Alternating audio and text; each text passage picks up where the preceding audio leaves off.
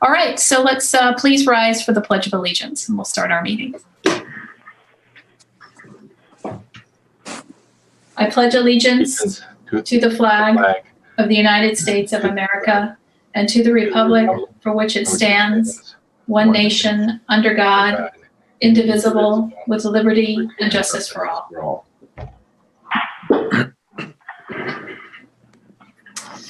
All right, the board did meet in closed session this evening, and I will have Trustee Aguila report those items out. You're muted, Trustee Aguila. Oh, sorry. Thank you. Good evening. The first item that we discussed in closed session was pursuant to Government Code 54956.9, conference with legal counsel, pending litigation, Coalition to Save San Marin versus Nevada Unified School District.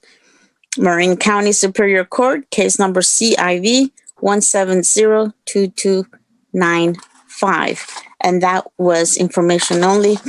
The next item we discussed in closed session was pursuant to Government Code 54957 and 54957.6, conference with labor negotiators, Jonathan Ferrer, Assistant Superintendent, Human Resources Employees Organization, California School Employees Association. And that was information only. And the last item we discussed in closed session pursuant to Government Code 54957 and 54957.6, conference with labor negotiators, Jonathan Ferrer, Assistant Superintendent, Human Resources Employees Organization, Nevada Federation of Teachers. That was information only. Thank you. All right, moving on to approval of our agenda this evening. Everything stands as is. There's no reordering or anything. So I'll move adoption of the order of business for tonight's agenda. I'll second. Okay, so we have first by Trustee Millerick, a second by Trustee Aguila. All those in favor to approve the agenda. Okay, 7-0. And moving on to our public comment on consent agenda and just the consent agenda in general. Is there anything, we did not receive any public comment this evening. Is there anything a trustee would like to pull? Trustee Millerick. So item C, approval of purchase of wireless. I had a chance to talk to Tim, and I'll support this as part of this consent item. I don't need to pull it, but okay. I had done some research for us. So you're good to go on that. I'm all good right. To go. Yep. If there's no other, if we're not pulling anything, we can go ahead and move our consent agenda. I move on the consent agenda for tonight's meeting. Okay. First by Trustee Cooper. I'll second consent. Second by Trustee Nell. All those in favor to approve the consent agenda. 7-0. This evening for our student presentation, we have San Marin High School. We'll be presenting tonight. I believe they have a video that they have provided. All right. Hi, my name is Corey Boyd. My name is Michelle Lemieux. My name is Jane Flynn. My name is Ben Philpott. I am Mrs. Munoz-Matheny. My name is Haley McFadden. My name is Carrie Beth McCall. My name is Jeff Moore. My name is Allison McIver. My name is Dennis Davis. And I am a second-year teacher here at San Marin. I am a math teacher at San Marin High School. I'm currently the CCR, which is College and Career Readiness teacher here at San Marin High School. I am the department chair for the Social Studies Department. My title, I guess, was English teacher. I'm a resource specialist here at San Marin. My title is French instructor, AVID instructor, and World Language Department chair. I'm the instrumental music director at San Marin. I am the health teacher here at San Marin High School. I'm also the co-head coach for the varsity football program. I teach a variety of classes. I have a concert band. I have 2 jazz bands scheduled during the day. I always have a hard time with this question because it's a long list, but I teach PE. I'm currently teaching PE1 and PE2. I have a string orchestra that meets after school on Tuesdays and Thursdays, a rock band with 5 to 7 bands usually on Mondays after school. I'm the physical education department chair. I teach theater. I teach all levels of theater, technical theater, and then English language development. And I also oversee the mock trial club. I'm one of the link crew coordinators, co-link crew coordinators for the incoming freshmen. We help them welcome them to school and kind of get them set up with a group of junior and senior leaders. This year I'm teaching 4 levels of French. Have the senior AVID class. I currently teach world history and I currently teach government for right now. I am also the boys varsity soccer coach. I help the wrestling program out a little bit as well.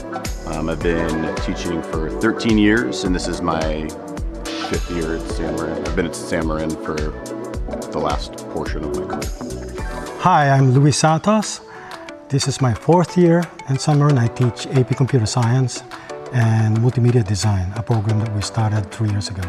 I am a senior at San Marin, and currently I am a participant in the clubs such as the speech and debate team. I am in the Do Good crew at San Marin as president, and additionally I am a part of the Gay Straight Alliance at San Marin. I am the senior class president. I am a goalkeeper for the San Marin varsity team, which I love. Multimedia Design is a CTE pathway course that we started 3 years ago.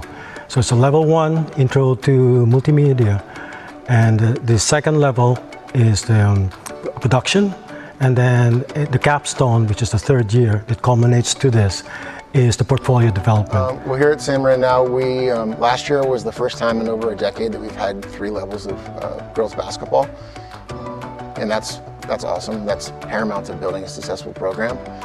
So we had 3 levels last year, 3 teams. So I think we were at 38 girls total, which was amazing. The leadership program at San Marin provides service for all members of the school community. We do our best to create events and fundraisers to increase school spirit and inclusivity around campus. So they study Photoshop, Illustrator, vector graphics, graphic design, web design, animation, digital video, sound production. So we cover pretty much all the media production. I think that leadership has given me the opportunity to kind of reach beyond my comfort zone and learn some very practical skills. You know, especially nowadays, we often are stuck in our own echo chambers with social media and that kind of thing. Yeah, so project-based learning is when you're solving a real problem in the world. And then we have students work over the course of 3 to 6 weeks to a solution towards that problem. One of the things that I love about San Marin is my colleagues, my teacher colleagues here, especially in the science department, but all of my colleagues here really care about their students and want to see their students be successful and are willing to go the extra mile to help students to be successful and fulfill their potential, not just academically, but as well-rounded people. Support at San Marin High School is not hard to come by. Just with youth sports as a whole, you just have a history of families and community members, businesses that support youth sports from the ground up. We get tons of sponsorship from local business. I mean, you just look at the signs on the walls and you look at the fences around the fields. The community support is definitely there. So our goal with STEM Marin is to create the most comprehensive, most rigorous STEM curriculum anywhere. And that's kind of what we've been pushing towards. So, you know, there are opportunities to take multiple science classes in a lot of places, but we try to find the balance between community and academic rigor. So we're really focused on the personal growth of our students and ensuring that all of our students can become kind, thoughtful, compassionate people. The things that we instill here from, you know, teaching hard work, teaching discipline, and teaching them how to have that pride in the school and having the support from each other, I think that they will see that the moment they walk on campus. Being at San Marin, leadership and kind of being able to use on a daily basis and especially learn how to take into consideration the opinions and ideas of others and make compromises has really allowed me to greatly expand my worldview in some ways. Just kind of fascinating to think about how a program at San Marin High School can have such long-lasting impact. San Marin High School in general gives the small town feel of a small town high school, which it is. with a very elaborate faculty, a very elaborate school. So it gives that small town feel with a big city school. Well, I'll tell you what I like about San Marin, and I don't know if I took this for granted for a long time, but when Dr. Sims came here 3 years ago, he told me, and he's not one to mix words with me for better or for worse, and he told me, like, I just can't believe how friendly and nice the kids are here. Like, literally, I think he said those words, how friendly and nice. Bienvenidos a San Marin. Espero que están bien emocionados para ser parte de la familia.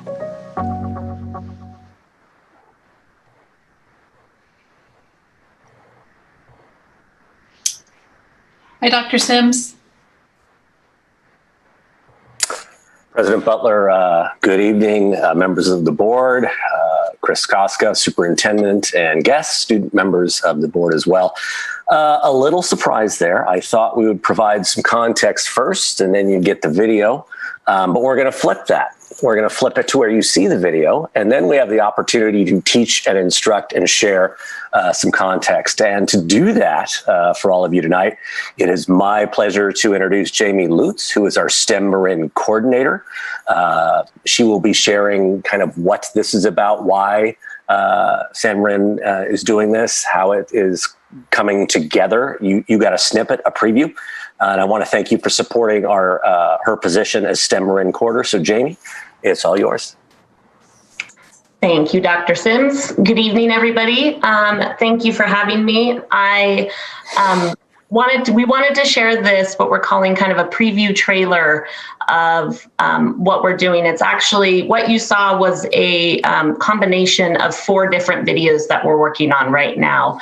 And this is in lieu of typically we have an 8th grade family night and shadow days at our school. And unfortunately, due to the pandemic, we have to try to figure out new ways to engage our incoming freshmen and potential freshmen for coming to San Marin. So we decided to create a series of videos to kind of highlight the best things that we have to offer and our programs and our teachers. And the video that you saw, like I said, was based on 4 different sections. So our plan is to highlight academics and athletics, student programs, and special programs, which include the STEM Marin program. So the video was a little bit of a rough cut.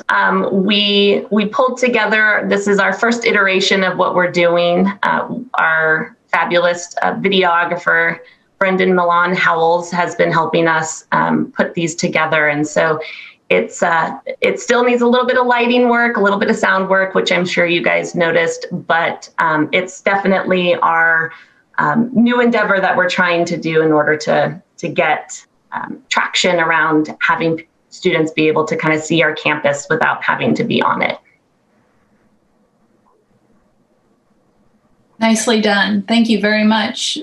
Did you have anybody additional? Anybody else, Mark? No? No, we also wanted to thank Elizabeth for her appearance. Hopefully you got a kick out of that. Yes, we did. It was great. You'll see plenty more of her in the student programs video too. I'm looking forward to hearing. Sharing. Sorry. I was going to say, I'm looking forward to hearing the rest of her resume. It does continue. Yeah. You are nice. Seriously. Thank you. Thank you guys for the time. Yeah, thank you. And I appreciate you sharing it with us, with the board. To me, it looked like a great video already. I don't know, but it's a great example of our teachers wearing many different hats to serve our students and the opportunities that our high schools have to offer. And San Marin obviously being highlighted tonight it's not just about reading, writing, and math in a school. There's more to it. You're creating a community, and it clearly showed in the video. So thank you for doing that. Butler? Showcasing that. Yes, Trustee Miller. Dr. Sims, thank you very much. I came by the San Marin campus a couple of Fridays ago, and one of your art teachers was sitting out on the tailgate of her car with a stand of art supplies, and students were coming through the parking lot and picking up the materials, the pens and papers and pencils for their art class. And she said, Chromebooks are wonderful, but they're more like a text typing tool. It's not an art tool. and they need these individual art supplies. So I had a chance to talk to her, and she basically said, well, this is me on a Friday afternoon making sure my students can get served. And then she started to describe the other teachers on the campus who had actually driven out to students' houses and made sure individual students had the supplies and materials they need to be successful in this COVID pandemic that we're all in. I want to commend you and your staff on the service to the community. I was just overwhelmed by the commitment to quality of service and academics. Thank you very much. Thank you. We have a wonderful group of teachers. They were wonderful prior to my arrival, and they will be wonderful after my departure. So it's what makes San Marin special. All right, thank you both. And we'll move on to in our agenda.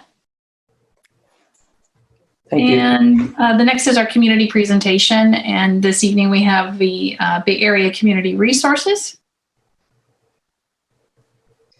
President Butler, Superintendent Koska, trustees. I am Katie Von Heusen, Prevention Coordinator, and I'm privileged again to come before you and introduce another one of our community partners. This evening it's Bay Area Community Resources. BACR has been a trusted partner of NUSD, serving the mental wellness needs of students and families in our community for years. In the past, in addition to serving students and families, they've worked shoulder to shoulder with district personnel, supporting students and families during times of crisis. Currently, their counselors have over 100 students on their caseloads at all 3 high schools, 4 of our elementary schools, and at our K-8 Hamilton. Personally, I have found the personnel of BACR to be responsive partners and superlative thought partners around the mental health needs of our students. Tonight, Karen Grove, Clinical Director, and Don Blasky, Program Director, are here to present to you about their work with our students. Okay, thank you, Katie. Can everybody see the screen? Yep. That I'm sharing? Great. So, one, thank you so much for the opportunity to present to the board and to the community. Really appreciate it. My name is Don Blasky. I am the Chief Program Officer of BACR. And what I'm going to do is I'm going to spend 4 or 5 minutes and tell you about BACR in general, sort of a 30,000-foot view. And then Karen Grove will be talking more specifically about the programs that we're doing in Novato. And then hopefully there'll be time for questions afterwards. So to start with, BACR, which stands for Bay Area Community Resources, was founded in 1976. We're a large nonprofit. We span 9 Bay Area counties, and we run a lot of programs and with a quite a large budget. Our mission is to promote the healthy development of children, youth, and families, and also communities, and to encourage service and volunteerism. But we're really guided by our values, our best practices. And we have 8 best practices which we've developed, and we really stand by in all aspects of our work, in our hiring, in our work with students, with our work with communities. And I've highlighted 4 of them, which I think are especially relevant for our work in Novato. The first one is we persevere, are dependable, and act with integrity. I'm hoping this is sort of what Katie was talking about. We do what we say we're going to do. We're good partners. We're thought partners. We I would say, exceed expectations almost wherever we work. And a lot of that is because of the next one, which is highlighted in red, is building healthy relationships. We pride ourselves in being relationship driven and relationship focused. So we work with not only with our students and our families, but with our schools, our school administrators, teachers, with the district, and with the community in general. We're all about relationships, and we're guided by a caring heart. Caring heart means kindness, compassion, empathy, all really hallmarks of our work. We recognize the needs and strengths of the people we serve. This one's important because all schools are different. We don't come in with this is the BACR model, but the BACR model at Linwood is probably a lot different than the BACR model at Novato High, which is certainly different than the BACR counseling program in San Pablo or Richmond or East Oakland or West Oakland. So we recognize the needs of the people we serve and the communities we serve, and we cater a program that fits the needs. again, being thought partners, as Katie mentioned. And we build within communities and build alliances.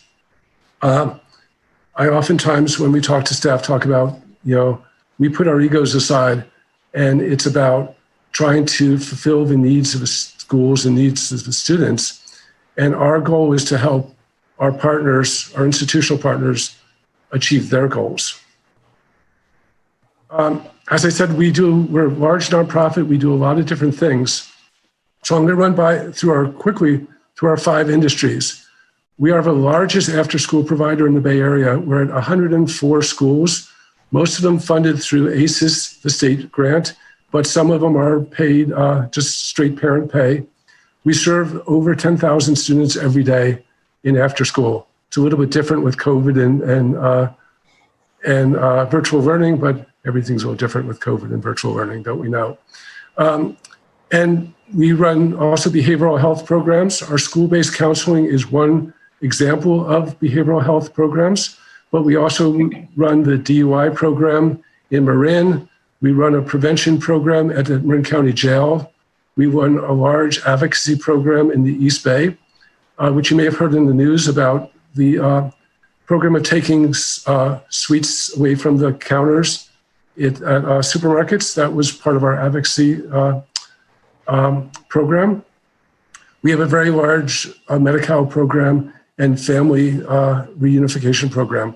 We also run the clinic at our office in San Rafael too for families and students. Our Healthy Communities programs are about centers, hubs we call them. That could be a community school, a beacon, a wellness program that we're involved in. Student health centers, we run a number of them in the East Bay.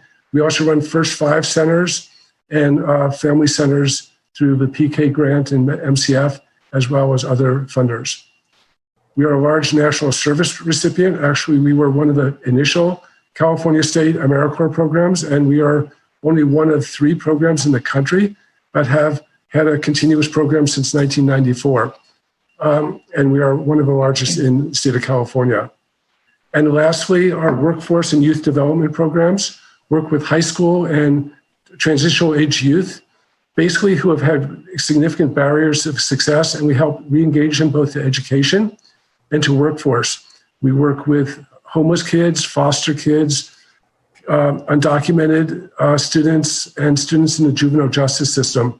And we help them get either back into school or going through our programs to get internships and jobs. And the city of San Francisco gives us about $4 million now. It started small, but we, as Maria Sue from DCYF says, we seem to have developed a secret sauce, and that is it's all youth driven.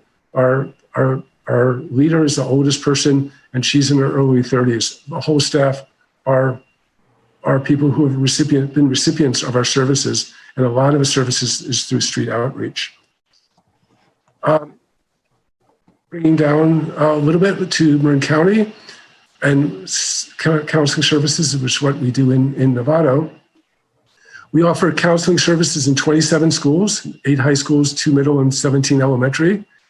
And our program is staffed by 15 licensed MFTs, 12 pre-licensed postmasters, and 16 clinical interns who have chosen to do their internship through BACR.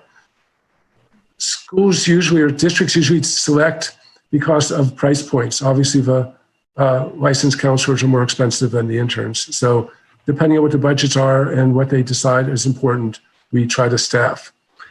Last year alone in Marin, we provided 28,000 hours of clinical work and served over 1,500 students.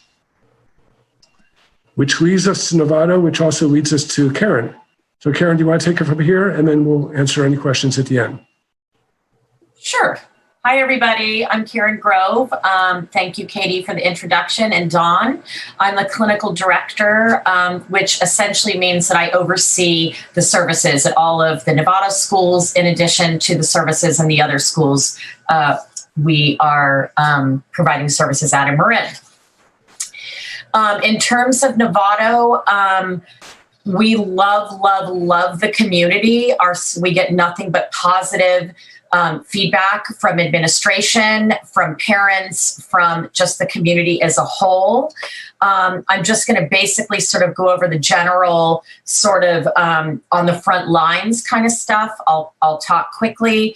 At Novato High School, they have 5 total days of counseling, a 3-day and a 2-day. Same thing at San Marin.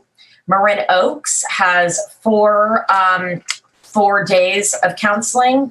Linwood has 4 days, 2 staff and a 2-day intern. Hamilton has 4 days. San Ramon has 5 days. Olive 3 days, and Pleasant Valley 2 days. And as Dawn mentioned, every school has different needs, and our staff and interns and pre-licensed have really adapted to whatever the school that they're working for needs. And it's been quite interesting and actually very successful during the pandemic. Just a couple highlights that I think are pretty amazing. Only a week ago, for instance, and I've spoken a lot about this with Katie and Amy, prior to COVID, we had no problem getting consent forms back from parents, meeting with parents, spending time with parents, working with teachers, etc. Move forward to last March. Now we are in this pandemic, and what we saw is a pretty significant drop in parents being able to get back consent forms to us and even just grasp our services in any way. So a week ago, we actually worked on it all summer, but we got DocuSign within our clinical record keeping and our organization. And as of, I'm excited to say, because I'm very proud of this, as of last Monday, we sent out 300 consent packets to Novato parents amongst the eight schools that we're in. And we've gotten about half back at this point. So that's great. And parents are feeling that we're now more easy to access. They know how to reach us. We are doing a lot of parent outreach in addition to always, of course, putting the kids first. The other thing, just sort of a proud moment, one of my staff mentioned at Olive, for example, that some of the kids did not have privacy or confidentiality when she was trying to do therapy. Therefore, she came to me and asked me, and so I ended up ordering 100 AirPod, not the Apple AirPods, but the headphones that we are going to be handing out to different kids and families so they can have privacy and access us and feel safe and confidential within their own home. So that's one thing we're really excited about. And as you can see in the highlights, I mean, I don't need to read everything, but we've really done a great job, I think, my staff, of thinking outside the box. We do newsletters. We offer teacher consultation outside of our kid hours, of course. We offer stress, healthy coping strategies, mindfulness to parents. As we all know, it's very stressful trying to work with our kids at home. So we're offering lots of different groups and support services. So in that, we're not just working with families, we're also working with the school system in addition to administration or whoever sort of would like to access us. So it's something that, our heart is in here, and we love what we do, and we love this community. So thank you for having us. I would also want to add that I really appreciated Katie using the word thought partner, even though my wife hates that term, because that is really our goal in our partnerships. We want to come in, and we don't want to just be, these guys are the therapists coming into a therapy room and seeing the kids. We want to be part of the solution, part of the successes. We want to be, being invited to the table to have the conversations. And I feel like we have been, along with our partners in North Marin Community Services, being able to have the conversations and to be looking at the overall success of for the students and families in Novato. So it's always, we're in a lot of different districts, and the districts where we can have the kind of conversations we have with Amy and Katie on a regular basis and could be open and honest and transparent and productive. It's been really, yes. I think it benefits us all. And that was my last slide. But also, so it's good timing. And also bringing in, North Marin, it's been great this year. We've been longtime partners, and we've worked together a lot at some years and less so in other years. And it feels to me like this year, starting last year and going to this year, we've really come together in a really great way with the district, and between the two agencies in the district. I feel like we have really a powerhouse team. Great. Thank you so much for presenting. And BACR has been in our district for a while, and you have done, I've heard nothing but positive feedback and what a great service you provide, and so timely right now in what our students need. And that it just surely shows that the district is really trying to provide the services for our students, and our partnerships that we form are so key and important, just as North Marin Community Services that you mentioned there is another key partner, and you guys are right along with them. And so you're doing great work in our district and providing that need to our students. Thank you so much. Thank you. Thank you for saying that. Sure. Yeah. Is there any other board member, like a comment? Just speak up, because I just can't see everybody. Just quick comment, Debbie, it's Ross. Yes, go right ahead, Ross. Clearly, we care about the mental health and social growth of our students as well as their academics, and we're glad to have these partners help us address those issues. Thank you very much. Yeah. Debbie, I got something. Thank you. Yep. Trustee Cooper. Thank you, Don and Karen, for presenting tonight. Great work, especially right now. I guess I have a question for Katie. How are these, like the elementary schools, how are they selected? I mean, out of all the schools, you have some listed and some are not. I'm going to defer to Amy. Okay. I came in after everything was already kind of laid out. So I'm going to defer to Amy to field that, please. All right. So as you know, we partner with two great mental health partners. We have North Marin Community Service and BACR. So after we take the LCAP money and distribute it to the school sites then have the opportunity to pick a partner that's working for their team, and okay. And so the school site gets to kind of make that selection. Okay, and they're both fabulous. Perfect. Thank you. Anybody else? Trustee Gila? Oh, just wanted to say, I used to do a temporary interpreting job at where you guys are, and that was years ago, and I was very impressed and still are, and I'm so proud that NUSD is using your services, and so just thank you for all that you do. Thank you. Thank you so much. Thank you. And we're always approving your MOU every year, and have you guys show up and see you and be able to showcase what you're all about is great. So thank you for presenting. We really appreciate it. And I know that especially there's a lot of times where everybody's vying for the same dollar. So I really appreciate the fact that the board and the community sees the need for social emotional support and the value that the agencies that provide that have. So it's very much two-way, and so we so thank you for that. Good. Yeah. Thank you. All right. Well, thank you for being here this evening. Thank you so much, everybody. All right. Nice to Have a see good you night. all. Bye, everyone. All right, moving on to our announcements, and we'll start with our student board members. I see Eva right there, and oops, she just moved. Oh, there she is. We can start with Eva, and then we'll jump to Elizabeth. Right. Hello, everybody. So starting out, we have our breast cancer awareness fundraiser, which is a coin war this year. It's every Wednesdays in the drive around loop at Novato High from 7 to 8. And the funds are going to celebrate Life Foundation in Marin. Tomorrow, we're also having our Halloween themed senior drive-through.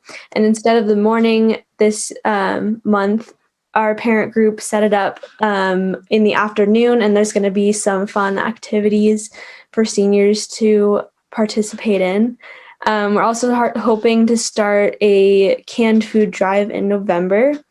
And our Medical Career Pathways program is doing a sewing masks drive, and they're hoping that people will sew masks so that they can donate them. And on the 24th, MSA is releasing our virtual fundraiser, which is Divine Online, and it's featuring a lot of cross-program collaborations.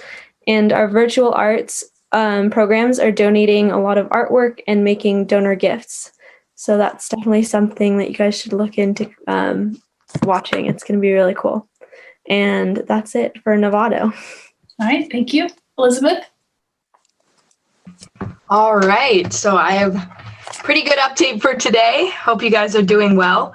I was really happy. Oh, I can't hear her. Yeah, Elizabeth, we can't hear you. You're She can't hear us. And we're very happy about that. The San Marin High School Task Force has been working hard to prepare rooms and buildings. Elizabeth? Oh, yeah? Can you start over? We weren't hearing your sound. You weren't muted. We just couldn't hear you. Oh, okay. Can you hear me now? Yep, we can. Okay, so the first thing I wanted to bring up was that some really good news. San Marin's school site specific protection plan was approved by Marin County Public Health recently, as well as our San Marin High School Task Force has been working hard to prepare rooms and buildings for a safe return, hopefully soon, and they're going to present this plan to the staff this Friday. STEM application deadline is coming soon for the school year of the 2021 to 2022, so that's exciting. Leadership is selling bracelets for Breast Cancer Awareness Month. There were 2 dine-in donates last week for the sophomores and freshman classes. The parking spot auction was complete, and students have been painting their parking spots. Has been looking really great. My sister and I went last week and we started to paint ours. We want to do like a Disney Pixar like Cars theme, so that's exciting. And then San Marin Restorative Practices have been working with teachers, student, and community equity teams to create safe spaces to engage in restorative tasks and educate themselves on diversity and inclusivity. Recently, our students at San Marin came together to create a race relations coalition. I might have mentioned that in a previous time, but we are working to keep the conversation.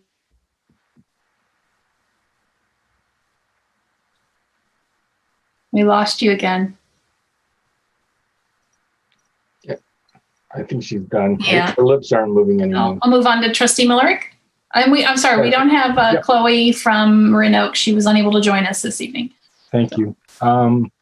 One issue, I've talked to the county Marin IT director, Liza Massa, and they're looking at putting together a group to look at overall services to our community. This would be a discussion of how well our students can get Wi-Fi or connectivity from the community. We know on campus the schools have it under control, but the broader issue of region-wide connectivity and opportunity. So that work is just beginning.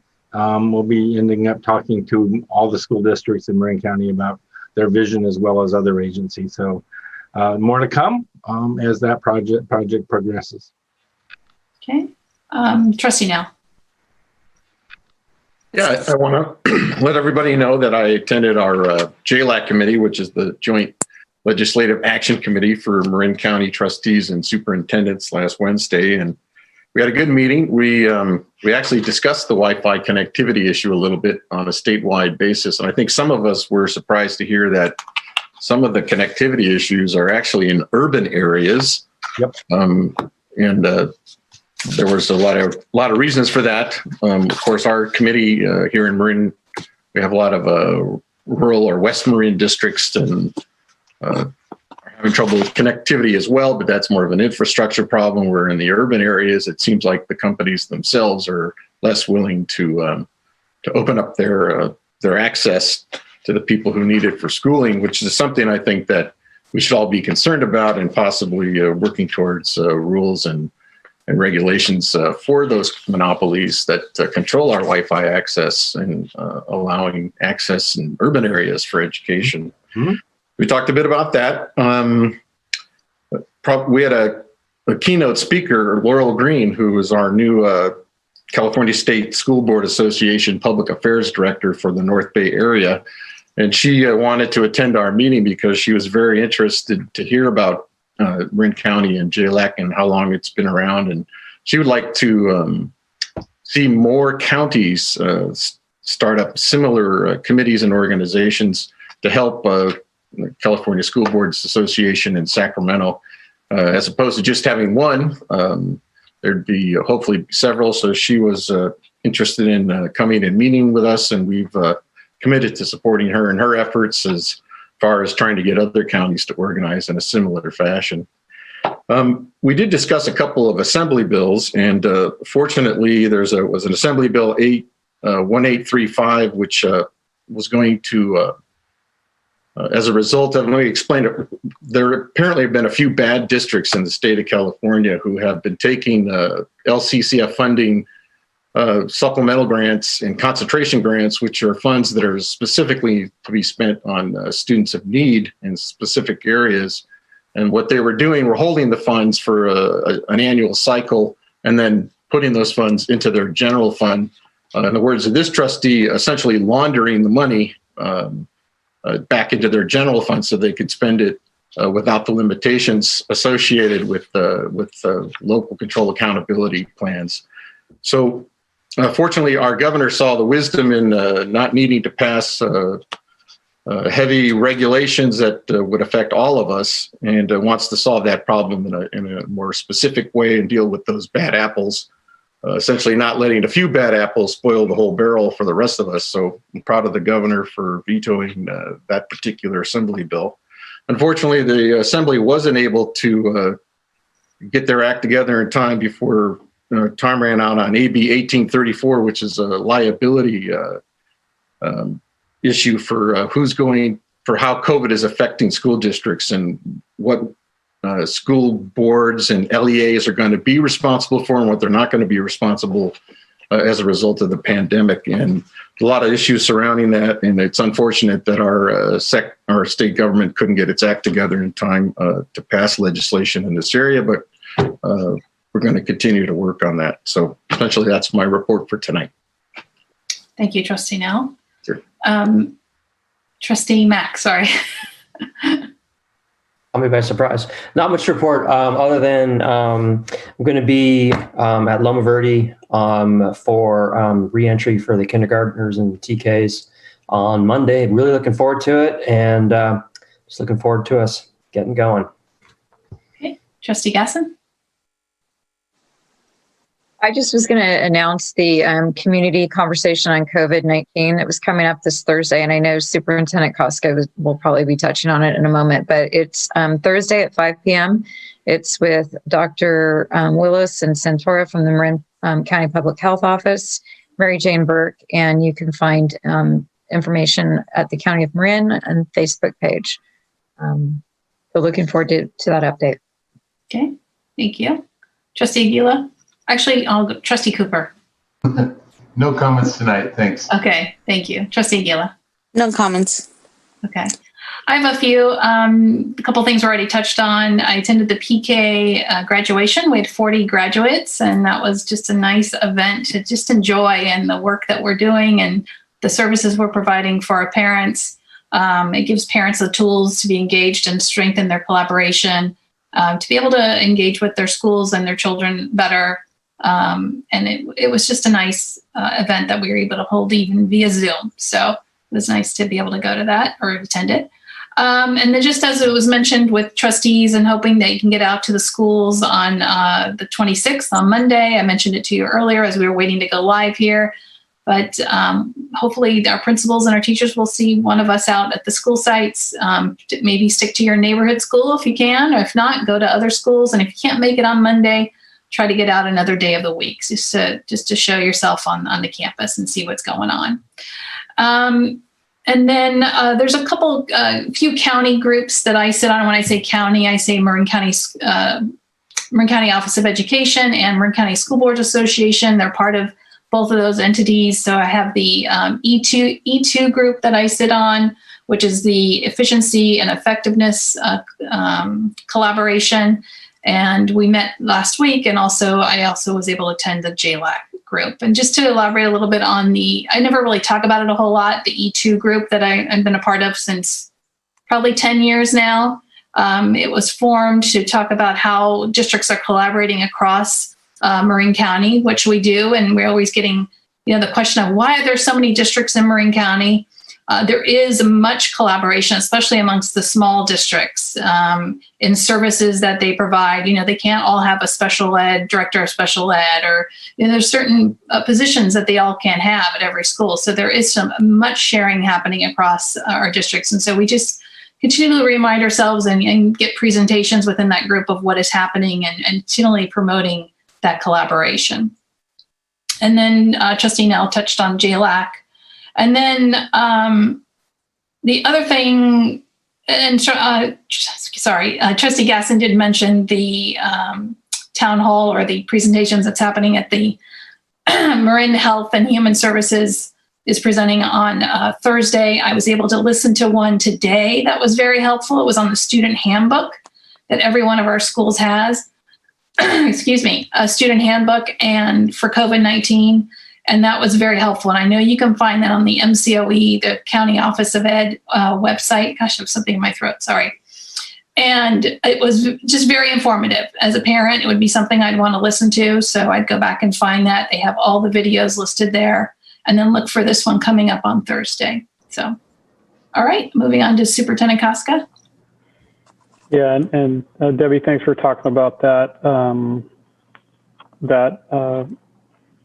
event that happened tonight with Marin County Public Health, because I do think the COVID Parent Handbook is an important document for our community to better understand, and we'll do our best to push out that link also so that families can see it.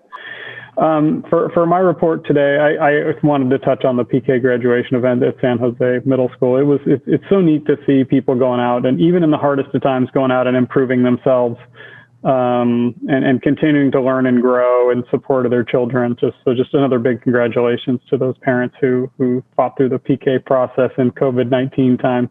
Very proud of you all. I also want to highlight a communication that I sent out, that was sent out earlier today. In my end of week communication last Friday, we announced that we were going to be hosting our town hall on Thursday at 5:00 p.m. and that we would do our thought exchange that would be live until late Wednesday afternoon.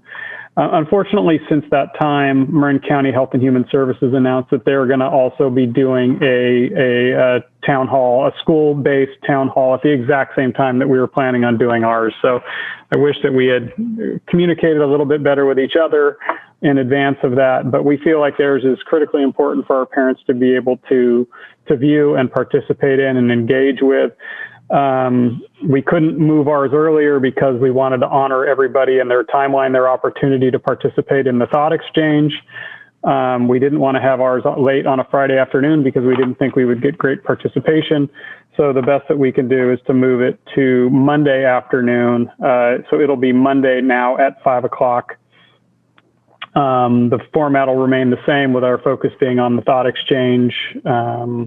And we will be extending the window for people to participate in the thought exchange through Friday at 5:00 p.m. So apologize for the change, but I think it'll be good for the community to be able to hear from our public health officers in advance of our meeting versus us talking over each other. So thanks for your understanding of that important change. All right, thank you. And then I just wanted to add one more thing. Just for the community, I just to elaborate a little bit on what I mentioned to the trustees at our last board meeting at the very end. I talked about the board moving in, changing our format here and moving away from being on the Zoom the way we are and from our homes, that we will actually, the board itself will meet in the board room starting November 3rd. We'll kind of do a little phasing in and see how it works. There's a lot of logistics involved, just how it is in getting involved in getting our students back to the classroom. So there's a lot of rules that we have to follow and the number of people that can be in the boardroom and the spacing of the board members. So there's many logistics going into it, but we feel we can have a much more well-rounded conversation when we're all in the same room and we can do it safely. So we're going to try to implement that on the 3rd. And again, we might have some technical issues, but we will get on up and running as much as we can. So look for that. And all right, so I just want to make sure everybody knew that the community understood what the changes will be going forward. Moving into our non-agenda public comment, the board did receive non-agenda public comment this evening. The process is that the comment be submitted via email and it be submitted by 5 p.m. To Ellen Christian Denton, who is the assistant to Superintendent Koska. She collects all of the public comment, and we'll have both either Chris and Ellen alternating and reading the public comment this evening. We will, according to our board bylaw of 9323, we do have a provision to do 20 minutes of public comment. We will hold it at 20 minutes for this evening, and I will be the timer of that. And then you guys have somebody timing 3 minutes for the each public comment. Okay, so I will do the timer for 20 minutes and go ahead and get started when you can. Okay, thank you very much. We have 3 separate topics here for non-agenda public comment. The first one is regarding condoms in school from Emily Larson. Hello, my name is Emily and I am a parent of kids in the district. I would like to ask that the board consider keeping condoms available for high school students for free in the schools. When students have access to condoms, they have the ability to protect themselves and others. It reduces teen pregnancy and STDs. When a student is educated about sexual health, they are empowered to not only protect themselves, but to protect others. When you educate students about things their families may be unwilling or unable to do, you empower the students to make the right choices because they are given a choice. I grew up when condoms were just being introduced into schools because of the concern about HIV. They were kept in a glass jar in the principal's office, quite intimidating. In order to ask for one, you had to meet with an intimidating older man. It was not an effective way to distribute them. Thankfully, my parents were open and willing to talk with us kids about sexual health and protection. We have an option here to help our student population to protect themselves. Let's do it. The best way to mitigate the issue of ignorance is to provide sexual health services that help youth feel comfortable asking for condoms and advice in a safe place where they know no one will judge them. Still me. Next one is from Joshua Bruckner, elementary school opening. My family appreciates all of the work being done by teachers so that our children can learn remotely. My wife and I work alternate schedules, and because of this, we will be able to get by without in-person school. Many people are adversely affected by school closures because they have to pay for childcare. Also, I am concerned about how the social isolation of remote learning affects my young kids. I work as an intensive care nurse and I've worked with many COVID patients, so I understand how frightening the pandemic is. At the same time, I feel that school is an essential service and our children need to go to school. Please reopen schools. I think that with masks and other safety measures, it can be done safely. This is from Laura Van Galen, The Spirit of a Kindergartner. After reviewing the documentation provided by the school board, I put together a document called The Spirit of a 5-Year-Old and hope this will stimulate the board, teachers, and parents to rethink what is best option for our little ones. I understand the re-entry of our older children into the school, but I am not sure if our little ones are ready for the constrained guidelines as presented. Please review my document and share what options you think are best for my 5-year-old son as a concerned parent. Thank you. This is from Jennifer Cox, SDC Return to School Plan. Of grades K through 5, SDC are the only group in person every day and longer hours than the rest of the school population. The length of their school day is concerning, especially when students will not be permitted to leave their desks while class is in session. My child's class was designed to help the students find the best way to help regulate themselves when they are feeling overwhelmed, stressed, etc. I understand the importance to remote access to common items for their safety. In their home setting, the students are better able to address their needs. How are therapy sessions to be performed when the students can't leave their desk or have access to another room to perform these services? Therapies were usually held in another location while the remaining class is performing their activities. Having therapy sessions in the same room and time as other classroom activities will be disruptive for the whole group and create unnecessary work and stress for the entire classroom. These are critical services which students deserve the best. We can deliver them without impacting others. Students who have it, when are they expected to complete their music and PE requirements based on this schedule? During their school hours, they are expected to remain in their desks until 2:15 p.m. and are being sent home with 30 minutes of asynchronous work at home. Will PE and music now be considered homework when they are usually conducted during school hours? Will those instructors provide more time for the due dates? Music typically provides more time to complete assignments, but PE is usually assigned and due at 3 p.m. in the same day. I don't know how and when PE will get completed and on time based on this schedule. Sitting at a desk for over 5 hours is not productive nor good for anyone's well-being. The situation will get worse as the weather changes and the students don't have access to the school grounds. Every time a student has a stuffy nose or less, they need to stay home. Now they will get further behind compared to their typical developing classmates. It's already unfair they don't get their mainstream time due to the virus, but because SDC is set up only for in-person, they will miss out on valuable education time. Why can't SDC be set up like grades 1 through 5, remote, synchronous, and in-person plans? It will create so much more stress and angst for the students and teachers alike. It will be very difficult for the SDC teachers and therapists to provide their students the quality services they need and deserve to thrive. I know there are students that are struggling, but how is this plan any better than what they have been receiving? This is from Michael Seville, Reopening of Schools. Dear NUSD, as parents of a kindergarten student in NUSD, we are writing to communicate our disappointment and frustration with NUSD's approach to returning our children to school. First and foremost, we want to assure you that we want to send our child back to school, and we acknowledge that we cannot fully understand how difficult COVID-19 challenges have been for NUSD to handle. That said, there are many things that could and should have been done by NUSD to support parents as you navigated this crisis. We continue to feel unheard and dismissed as you move forward. We received information about when and what days our child will be going back to school on Monday, October 19th, 4 days before she is supposed to return in person on October 26th. You gave parents of kindergartners and special education students less than 1 week to plan for this transition. Do you feel that this is acceptable and reasonable? We have gotten zero safety guidance from the district about maintaining cohorts outside of school.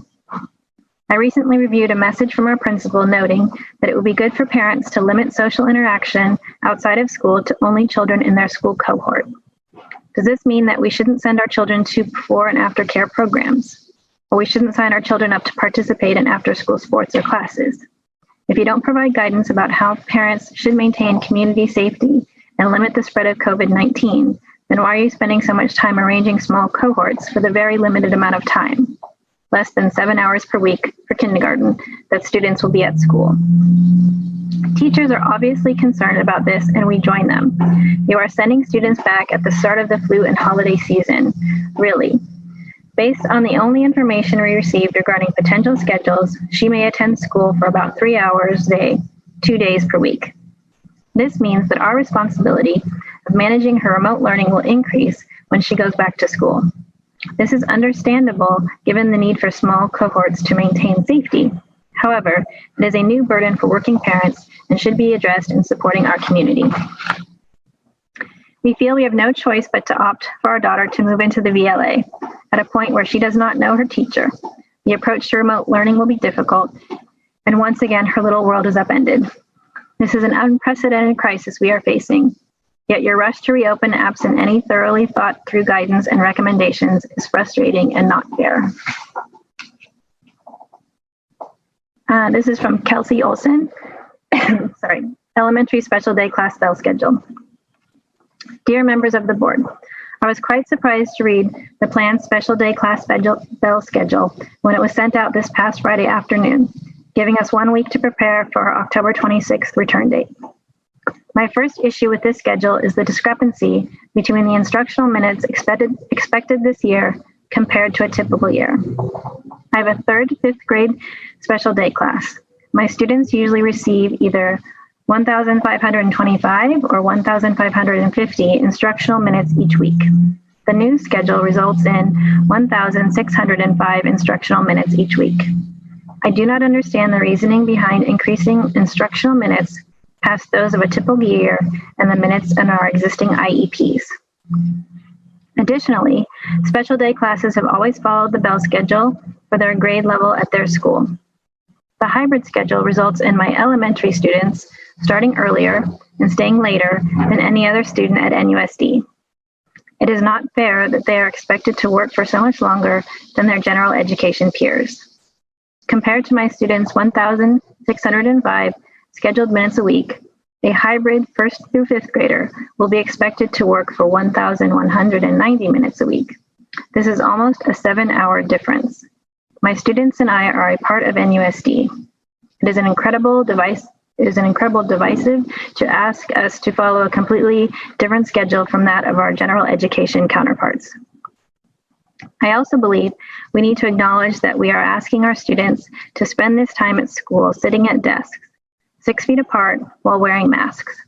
They will not be able to rotate through different tables for small groups, work together on the carpet, visit our calm down center, sit next to their friends, or do pretty much any of the other fun parts of school they have been asking about this week. This is a lot to ask of any elementary student. A general education student will be expected to learn this way for a little over 9 hours a week, compared to the expectation of over 23 hours a week for my kids. I do not think this amount of time is a fair expectation for young students, especially since it is only being expected of special education students.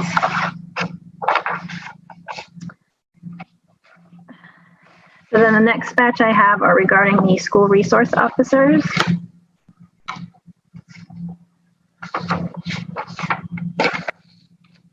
This is from Emma N., School Resource Officers. Hello, NUSD Board. I'm writing you as a concerned community member. Time and time again, our community hears of how police and schools consistently target and over-criminalize students of color. Time and time again, we see firsthand how being over-criminalized, cited, and arrested traps students in the school-to-prison pipeline, and yet the presence of police in Novato schools is not on your agenda.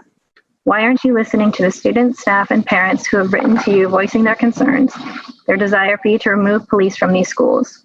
What about the safety and prevention of trauma endured by students of color is not of immediate importance to you? I urge you to agendize this item and move towards removing police from schools. Talia Harder, SROs.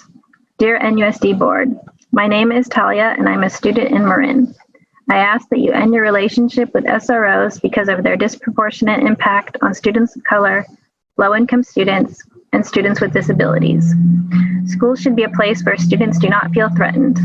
SROs, in their connection to the systemically racist institution that is our police force, do not make many students feel safe. In fact, SROs exasperate existing and inflict new trauma on underprivileged students. We need trained experts in schools who can address the needs of our students, such as counselors, trauma-informed therapists, and social workers, rather than officers who harm them. Thank you for your time. Sincerely, Talia Harder. Joe C., SROs in schools. I recently learned that most of all citations and arrests made by SROs were done so at the direction of school staff. This would mean that SROs are not the ones that should be blamed on the racial inequality of students arrested. It is the actual school staff that call the police and request the students be cited or arrested. I want to urge this board to get the facts before making any knee-jerk reactions and dismantling or discontinuing their relationship with SROs and Novato PD. Police will always have to come to schools for emergencies, and I think if there was a way to build trust with our police officers, it should start in our schools. I would suggest an alternative approach to policing in schools besides being at the spear of discipline. I agree that restorative justice is a better approach to citations and arrests. Most police would agree. I just urge you to think twice about quote unquote blaming all the racial bias and inequities on the police. It starts from school staff. Maybe there should be more focus on de-escalation, racial bias, and and cultural awareness within the school staff and administration. Please get your facts straight. Jack Parnell Wolf, the necessary removal of SROs from Novato school campuses. San Rafael has already moved forward with their decision to discontinue their school's relationship with SROs, and it is unclear to me why that conversation has not extended into the Novato school district. Across the country, we are seeing how frequently these relationships between schools and local police forces actually harm our students and their future prospects more than helping them, especially our BIPOC students. We should not pretend that Novato, or any other locality in Marin for that matter, is incapable of recreating these racial inequities that further disenfranchise our BIPOC community. We need counselors, not cops. Zania Baitov, remove SROs from NUSD schools. My name is Zania, and I'm a resident of San Rafael and an SRHS alum. As you may know, the San Rafael School Board recently voted unanimously to remove school resource officers, SROs, from the district. This decision came after an outpouring of public comment from students, parents, staff, and alumni, all of whom are close to this issue and understand that SROs do not contribute campus safety. In many instances, and especially for disabled students and students of color, they actually contribute to a hostile and unwelcome school environment, one that is far from conducive to students' learning, growth, safety, and health. We know from SRPD data that Latinx and Black students comprise 90% of SRO citations, despite making up only 61% of the student population. This is a serious disparity and one that is likely similar in Novato. We have requested data from NUSD and Novato PD, but have yet to hear back. Please listen to your BIPOC students when they tell you that SROs do not make them feel safe. Add the topic of SROs to your agenda so we can have a real discussion about how to create safety on Novato school campuses. Rin Zucker, Police in Schools. Hello. I join the voices demanding for all police to be removed from the Novato Unified School District. BIPOC students are unfairly impacted by their presence, and they create an environment of fear and escalation. They are not good for the mental health or physical safety of students. Please look into alternate forms of safety that prioritize student health and safety. Please include BIPOC communities, the communities impacted the most, in the discussion to redefine safety and what alternate measures can be taken. Rebecca Collins, open time. Marin County students have consistently called for the removal of police from schools. Despite risks of retaliation and fear of backlash from local authority, our students are bravely leading a solidarity movement for children of color who are being disproportionately harmed by the heavily armed police patrolling school campuses. Marin High School students have repeatedly demanded the removal of student resource officers, SROs. Not only do SROs fail to provide protection and care for children on the campuses of our Marin schools, but the SROs are themselves a source of harm. Rather than paying for the heavily armed policing of our children, Marin County students are demanding that SRO funds be redirected to programs that include more restorative justice and better student health services. For example, more on-campus counselors. I strongly support the students of Marin County in their fight to make children of color and all students safer by removing SROs from schools. Elias Karkabi, open time. The next few are exactly the same, but I'm told that I should read them all. So I'll keep going. Unless I'm at 20 minutes? No, keep going. Okay. You have about two and a half minutes. Okay, so Elias Karkabi, open time. Marin County students have consistently called for the removal of police from schools. Despite risks of retaliation and fear of backlash from local authority, our students are bravely leading a solidarity movement for children of color who are being disproportionately harmed by the heavily armed police patrolling school campuses. Marin High School students have repeatedly demanded the removal of student resource officers, SROs. Not only do SROs fail to provide protection and care for children on the campuses of our Marin schools, but the SROs are themselves a source of harm. Rather than paying for the heavily armed policing of children, Marin County students are demanding that SRO funds be redirected to programs that include more restorative justice and better student health services. For example, more on-campus counselors. I strongly support the students of Marin County in their fight to make children of color and all students safer by removing SROs from schools. Simone Carcopy, open time. Marin County students have consistently called for the removal of police from schools.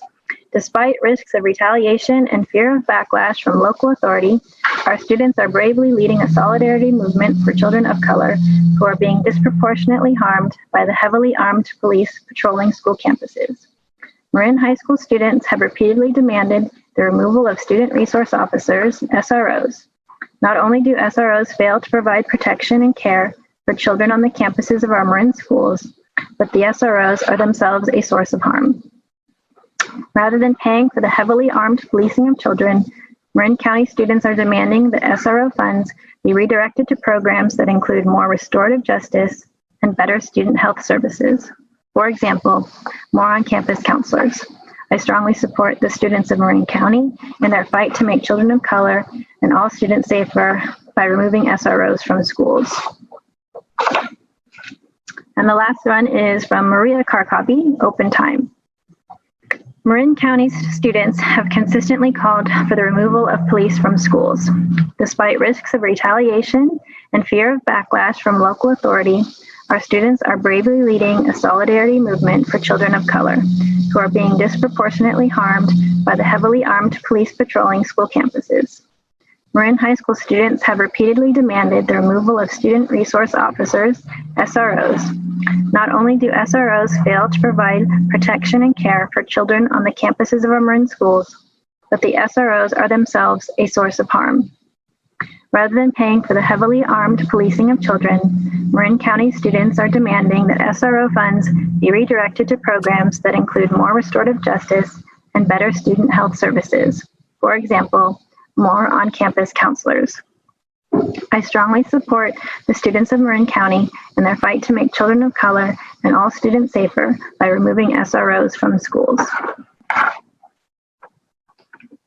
Okay, that concludes our non-agenda public comment. Thank you, Ellen, for reading all of those.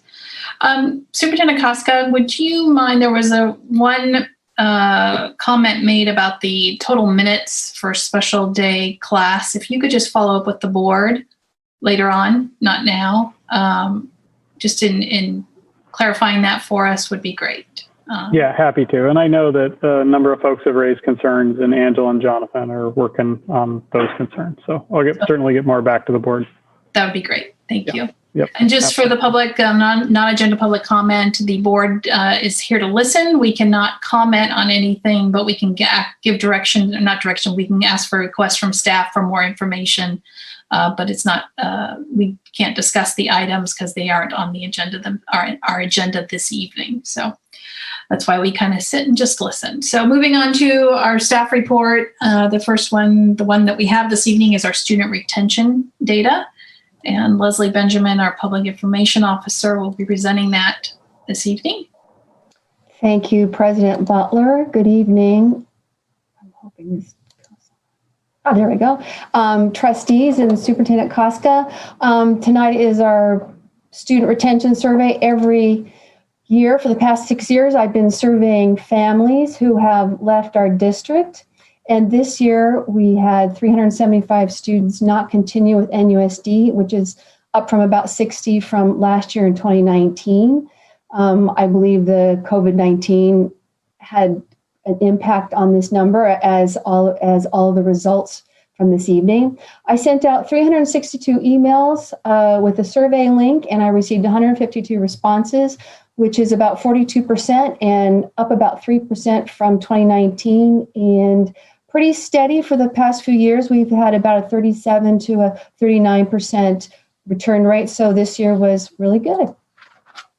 So these are highlights of the respondents who answered the emails. So of those respondents, about 30% moved out of the area, which is about 6% lower than last year and lower than the last few years. A significant increase of students not returning happened in our TK and K levels for a total of 39, whereas last year we had 7 in total that didn't return of our respondents. So that was a significant change. 82 students from secondary, that was down from 86, but it was mostly from middle school, and that's been fairly consistent. In the 8th grade, there were 31 students of our respondents, and that continues to be the grade level with the highest number of students who didn't return. And this year, that was followed by kindergarten of 29 students. Moving through our top levels of grade levels that didn't return, 2nd grade had 23, up from, I don't have that number, but 23 students. 4th grade, 21 students, 9th grade, 16, and 5th and 10th, 15 students. And all those are up from last year. I did ask some COVID-related questions, and 20% indicated that they left due to COVID-19. 32% indicated they left due to remote learning. And I added a homeschooling option, and 20 families indicated that they were doing homeschooling. I also asked if they were going to return to NUSD next year, or when will they return. And 54% said they did not intend to return. 13% said they thought they would come next year in the 21-22 school year. 12% indicated that they hadn't decided, they were unsure. And 8% indicated that they would return when we were teaching full-time in person with no remote learning. Each year I asked them where did they go. And so in elementary, the top schools were A Good Shepherd, which was up from last year by 2. Marin Christian Academy, which didn't show up last year, but they had 5 this year. Our Lady of Loretto increased by 1 to 5, and other Marin schools was up by 2 for a total of 4. Again, all these are up from last year. In our secondary, Marin Catholic is up from 6 from last year. Other Marin high schools up by 3 for a 5, and the Credo High School stayed the same at 4. And then I asked them, what reasons do you give? Why are you leaving? And we had a switch. Like in the last few years, it's been the lack of curriculum challenge, but this year it was attending private school, or 22%, which is up from last year. Lack of curriculum challenge, it was down a bit from last year. The teaching staff and number of students have been the same for the past couple of years. These all show up on the survey. And that's what I have. All right, board members, questions, comments? Trustee Gessen. Thanks, Leslie, for all of the information and the supporting stuff that we got. I've looked through it more today. One of the things I wanted to start off with fundamentally was the date that the information was pulled, because I know that some changes happen when we release the information on when the date's going back to school. So when was this? It was in September. It was after school started. Okay, so this is from September. Mm-hmm. And then did they just, I mean, it's fabulous how many people actually did respond, but in the context of this, it's kind of disappointing though too, because there's a huge chunk of people in this, trying to determine what's going on, if they're coming back, and that kind of thing would be extremely helpful. So was the request to complete the survey just done once, or did you do a follow-up? I did it twice. Oh, you did I did twice? It once, and then I did a second time to catch those last ones. Okay. And that's what I've been doing for the past couple of years. I send it once, I give it a couple of weeks, and then I send it again. Okay, perfect. And then I was really analyzing a lot of this stuff. So I was curious if somebody had multiple kids. Was there a way to ascertain, could they say that they were going to Marin Catholic and Our Lady of Loretto, or was it just a response that would come back for one kid rather than both kids? I didn't dive into it that deeply. I mean, I could look at each one, but I didn't look at it. It didn't really say. But I mean, could somebody pick 2 different options, I guess is a better question. So if you said, if you're not coming back, or if you're going to another school, was there the opportunity, like if I've got my 2 girls and I decided that they're going to go to Marin Catholic and Our Lady of Loretto, was there an opportunity that you could pick both of those so we would capture both of their kids, or did It's a good question. I'll look at that. I think there was. Okay. And then finally, are we going to, I know that you do this every year and I think it's really helpful, but given, everything's so different this year, is there an opportunity to maybe pull the list again to see if things have changed since September and try to, I don't know if the rest of the board is interested in that, but I just know that several families have made a change recently, and I'd just be interested to see if we could capture some of that data on whether they're coming back or not. Or if it, again, I know that the TK and K, it's a harder time for them. They want that social emotional piece. And so just was curious. I wonder if in the springtime might be interesting once we've opened up and they see the safety procedures that we're going through, if that could make a difference. I don't know. But I think right now might be too soon. I don't know if we would capture that many more people. Okay. Well, thank you. Like I said, I know we're in unique times, and so it's all helpful information, particularly those that have made decisions based on COVID and if they're coming back or not. Yeah. Any Trustee Mack, and then Trustee Cooper. Leslie, thank you. This has really kind of evolved, hasn't it? It has. Yeah. And I thank you for helping me do that a couple years ago. Well, you did it. Yeah, great job. I really appreciate the effort you put into over the years. And what's really kind of becoming cool is we're seeing trends, right, over time.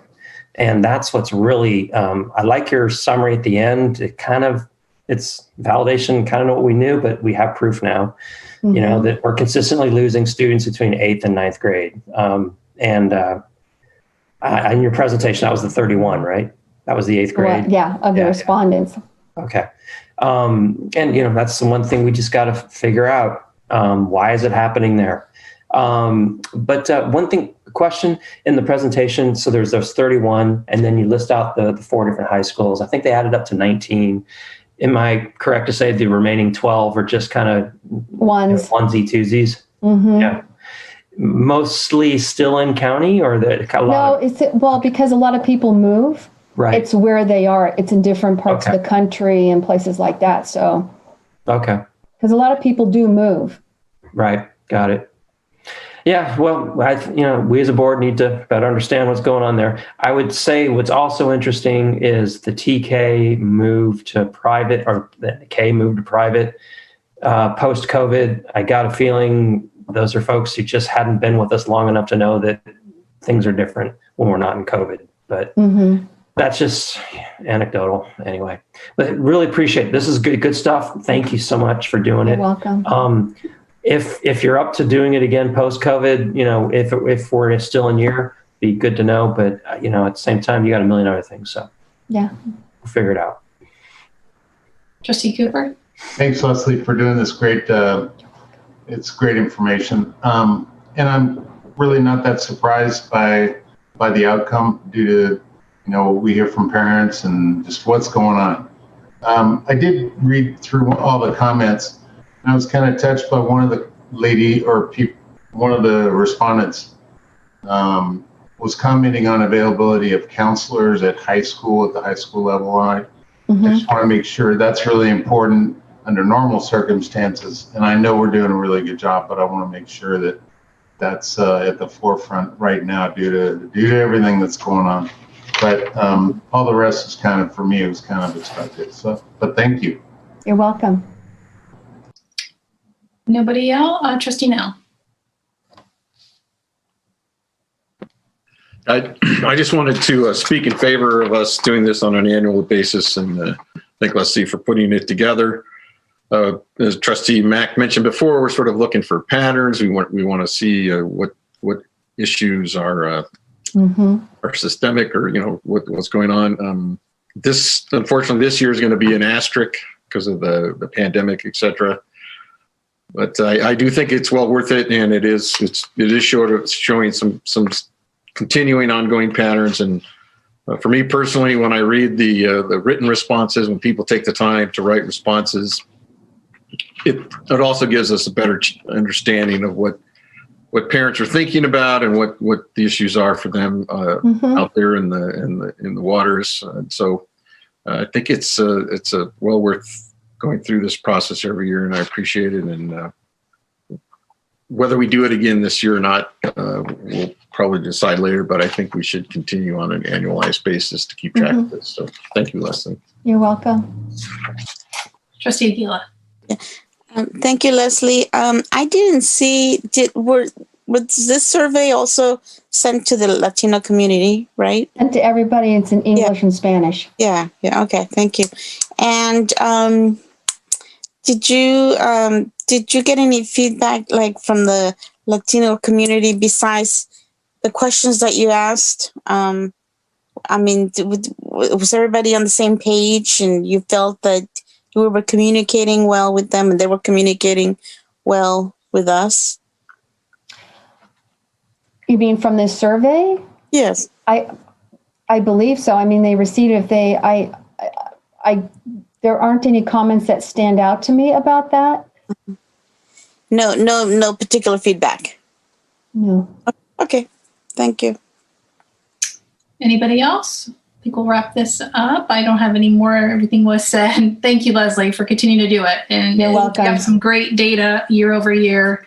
It's super helpful. I know we don't spend a lot of time on it, but it tells us. It tells a story. Tells a story, exactly. So thank you. Thank you. Moving on to our discussion action items. I've lost my agenda. Here we go.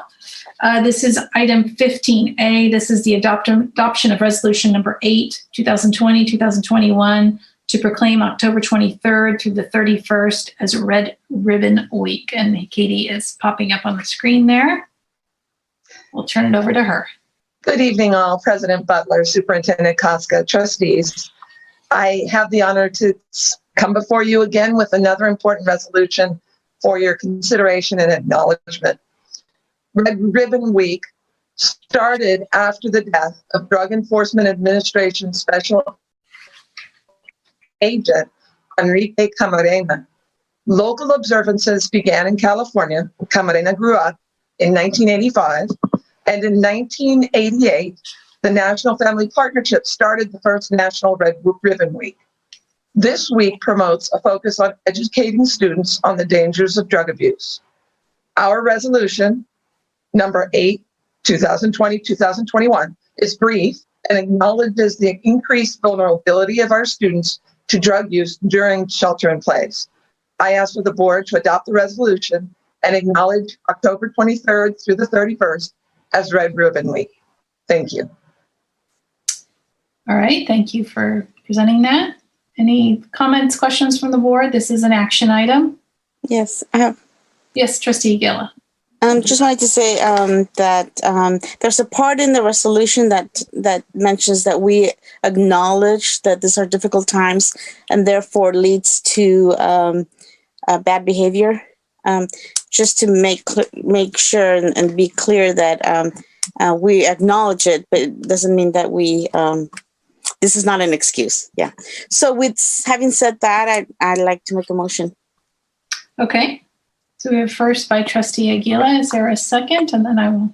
I'll second. I think this is something that we need to be on record supporting. I know this at this level, it seems kind of 30,000 feetish, but we need to be on record that we acknowledge these issues and that we want our young people to understand consequences related with drug abuse. Yeah.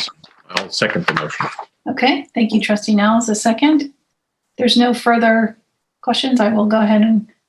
So all those in favor to approve the resolution for Red Ribbon Week.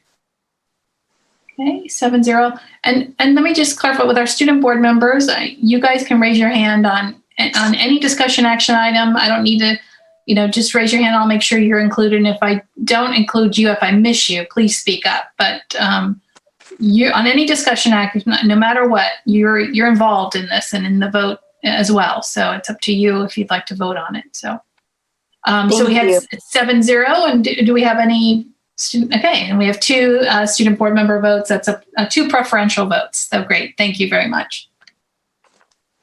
Thank you all. Moving on to item 15B. This is approval of the resolution number 10, 2020-2021, authorizing the issuance and sale of a general obligation bonds. This is from the 2016 election. This is the 2020 Series C. And Yancey Hawkins will be presenting. Thank you, President Butler. Tonight we're going to be considering approving the issuance of $101 million in Series C bonds related to the 2016 Measure G bond. On October 3rd, I brought all the details of the issuance, so I'm going to focus on a couple of items. As I noted, this is the third issuance. This issuance of $101 million leaves about 15 million for the Series D issuance, and a couple of important dates to note. We're projected to get our rating from the rating agencies tomorrow morning. So we're hopeful that we will continue our solid rating from Moody's. On October 29th, we have our competitive sale of the bonds scheduled, and November 19th, the closing and funding of those bonds is scheduled. We may move to October 28th on the competitive sale, depending on a couple of factors. The last thing I really want to do is highlight one important item, which is really, the timing and why are we doing this, now? We had been scheduled to do this in the spring, but the reason we are looking at this now and spending the amount of time it takes to do this now is the interest rate environment on general obligation debt right now. We're at historic lows on bond interest debt, and so we're taking advantage of that.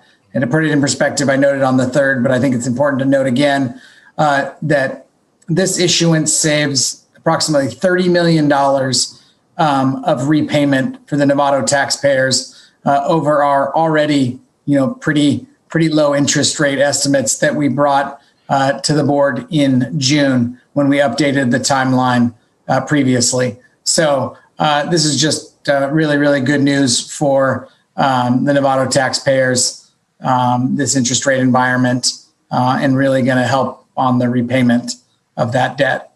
So with that, I'm happy to open it up to any questions. Trustee Miller. 2 questions. Are we going out for a competitive bid on the bonds?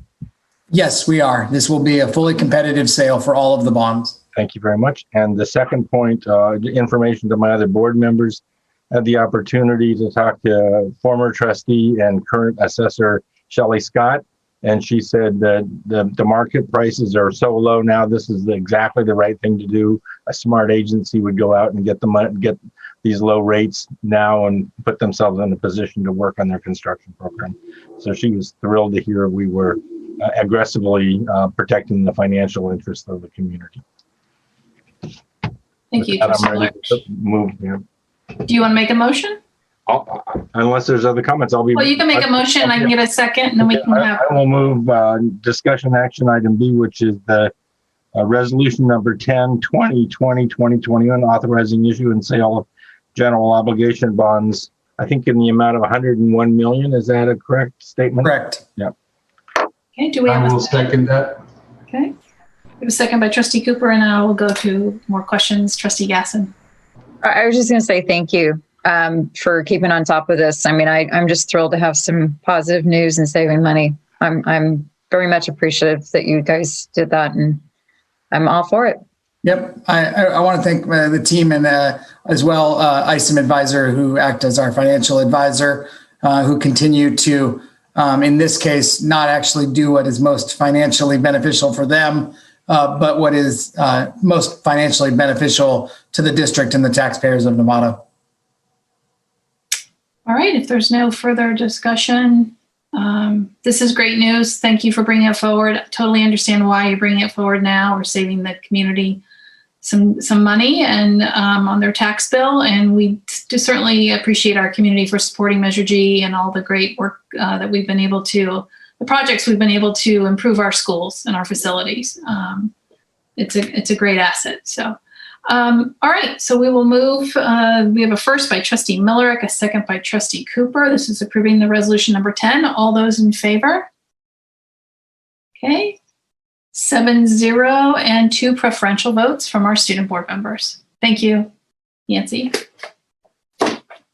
All right. This is our last item for this evening. This is item 15C. This is the recommendation for NUSD facilities review and to explore a potential school closure process. And Superintendent Koska will be presenting that. I'm sure he's going to do some screen sharing.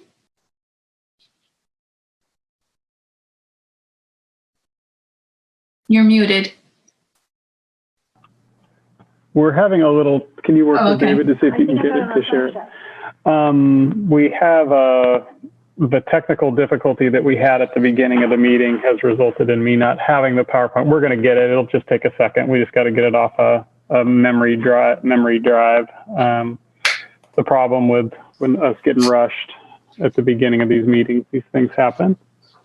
So just give me a minute while we, Sure. and you can, I'm sure you can chit chat and find something important to talk about.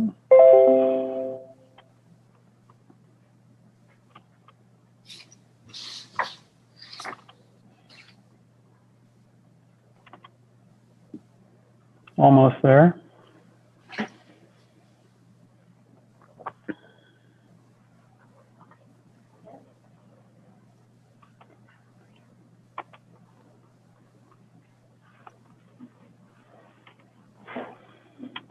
Okay.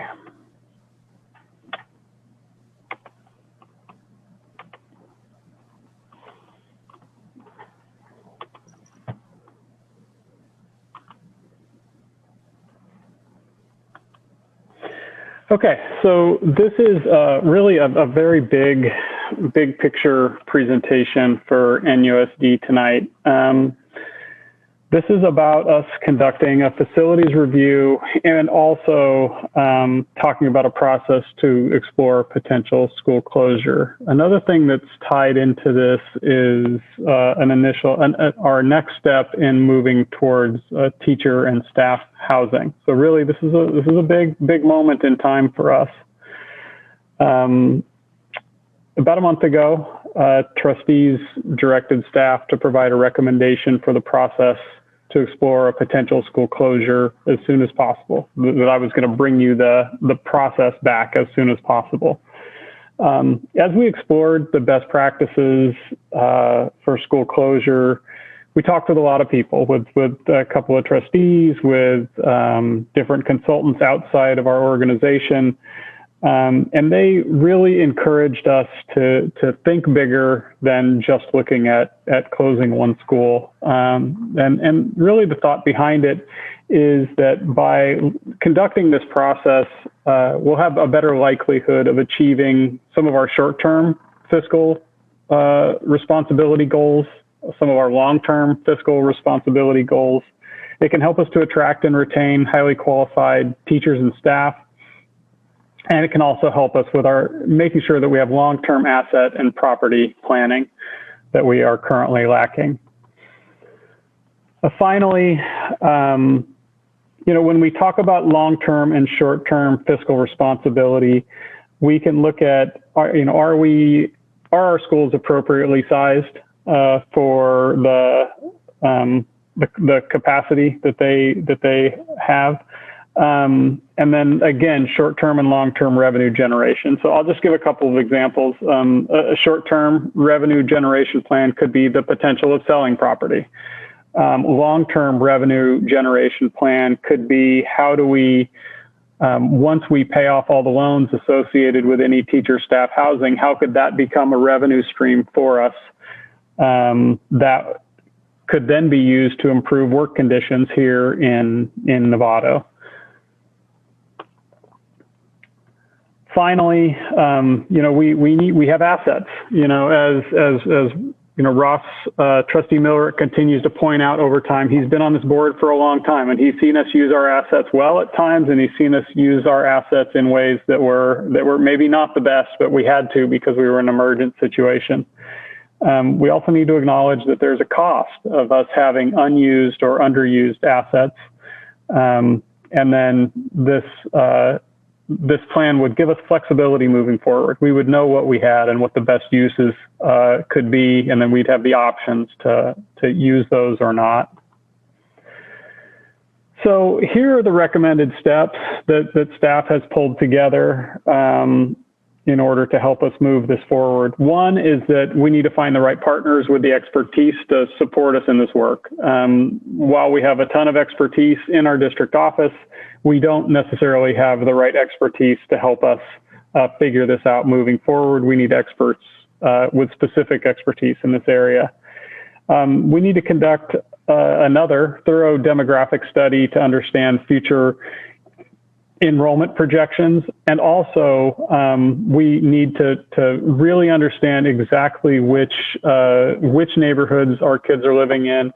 What would the impact be of closing one school versus another school? Where would the students go? What streets would they cross? How do we make sure we do that as safely as possible? We need to conduct a facilities review, including a capacity analysis to help us inform decisions around potential school closure. We have to consider what the impact of school closure is going to be on our other schools, and do they have the capacity and the space to be able to absorb them in particular neighborhoods.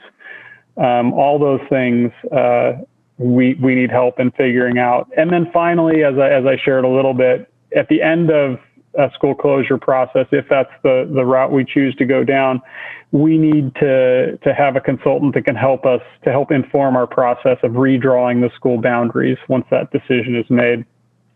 And we've just found that a strategic facilities use plan will be the best path forward to help us to achieve all of those goals. So I just wanted to give you an update with where we are in the time between the board directing staff to explore this work. We have taken the opportunity to interview potential partners who could support us. And depending on the size and the scope of the work decided upon by the Board of Trustees, we're prepared to select the best partners for the work. And once selected, we would, of course, bring any contracts back before the board. As we explore the strategic facilities use plan, as I mentioned, we've got to ask ourselves a lot of questions. One of the key questions is going to be, would closing an elementary school help us to achieve our goals? Are we currently using our current school campuses in the best way to achieve our long-term goals? What facilities and properties do we have that are unutilized or underutilized, and how can we better use those properties to achieve our goals? A big one would be which properties would be best for teacher and staff housing, and which properties could otherwise be developed or sold.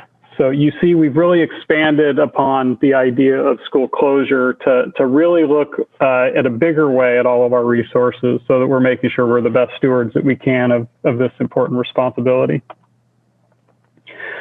This is not, the idea of school closure is not something that's new to the Novato community, and particularly the Novato elementary community.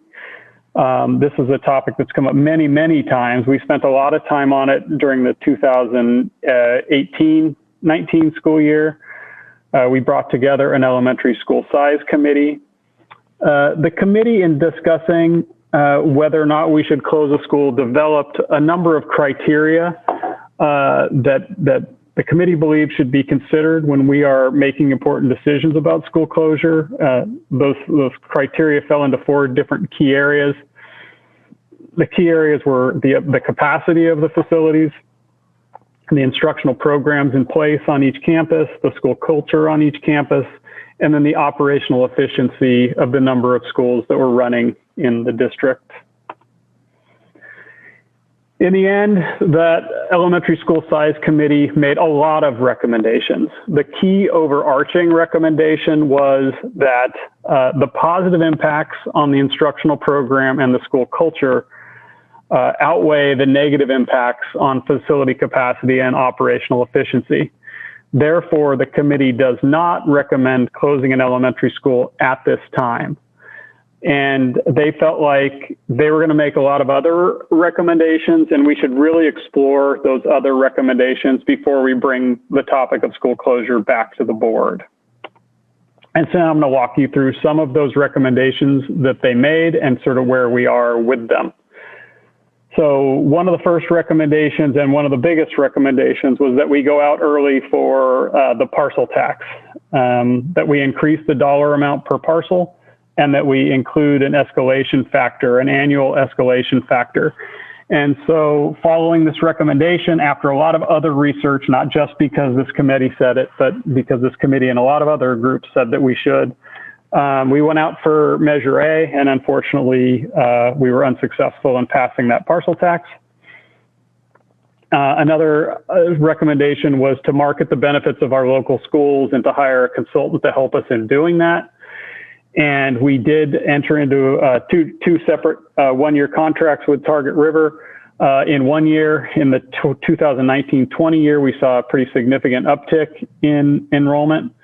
And in the 2020-2021 school year, this school year, we've seen a pretty significant decrease in enrollment. I don't believe that the partner Target River played any role in that decrease.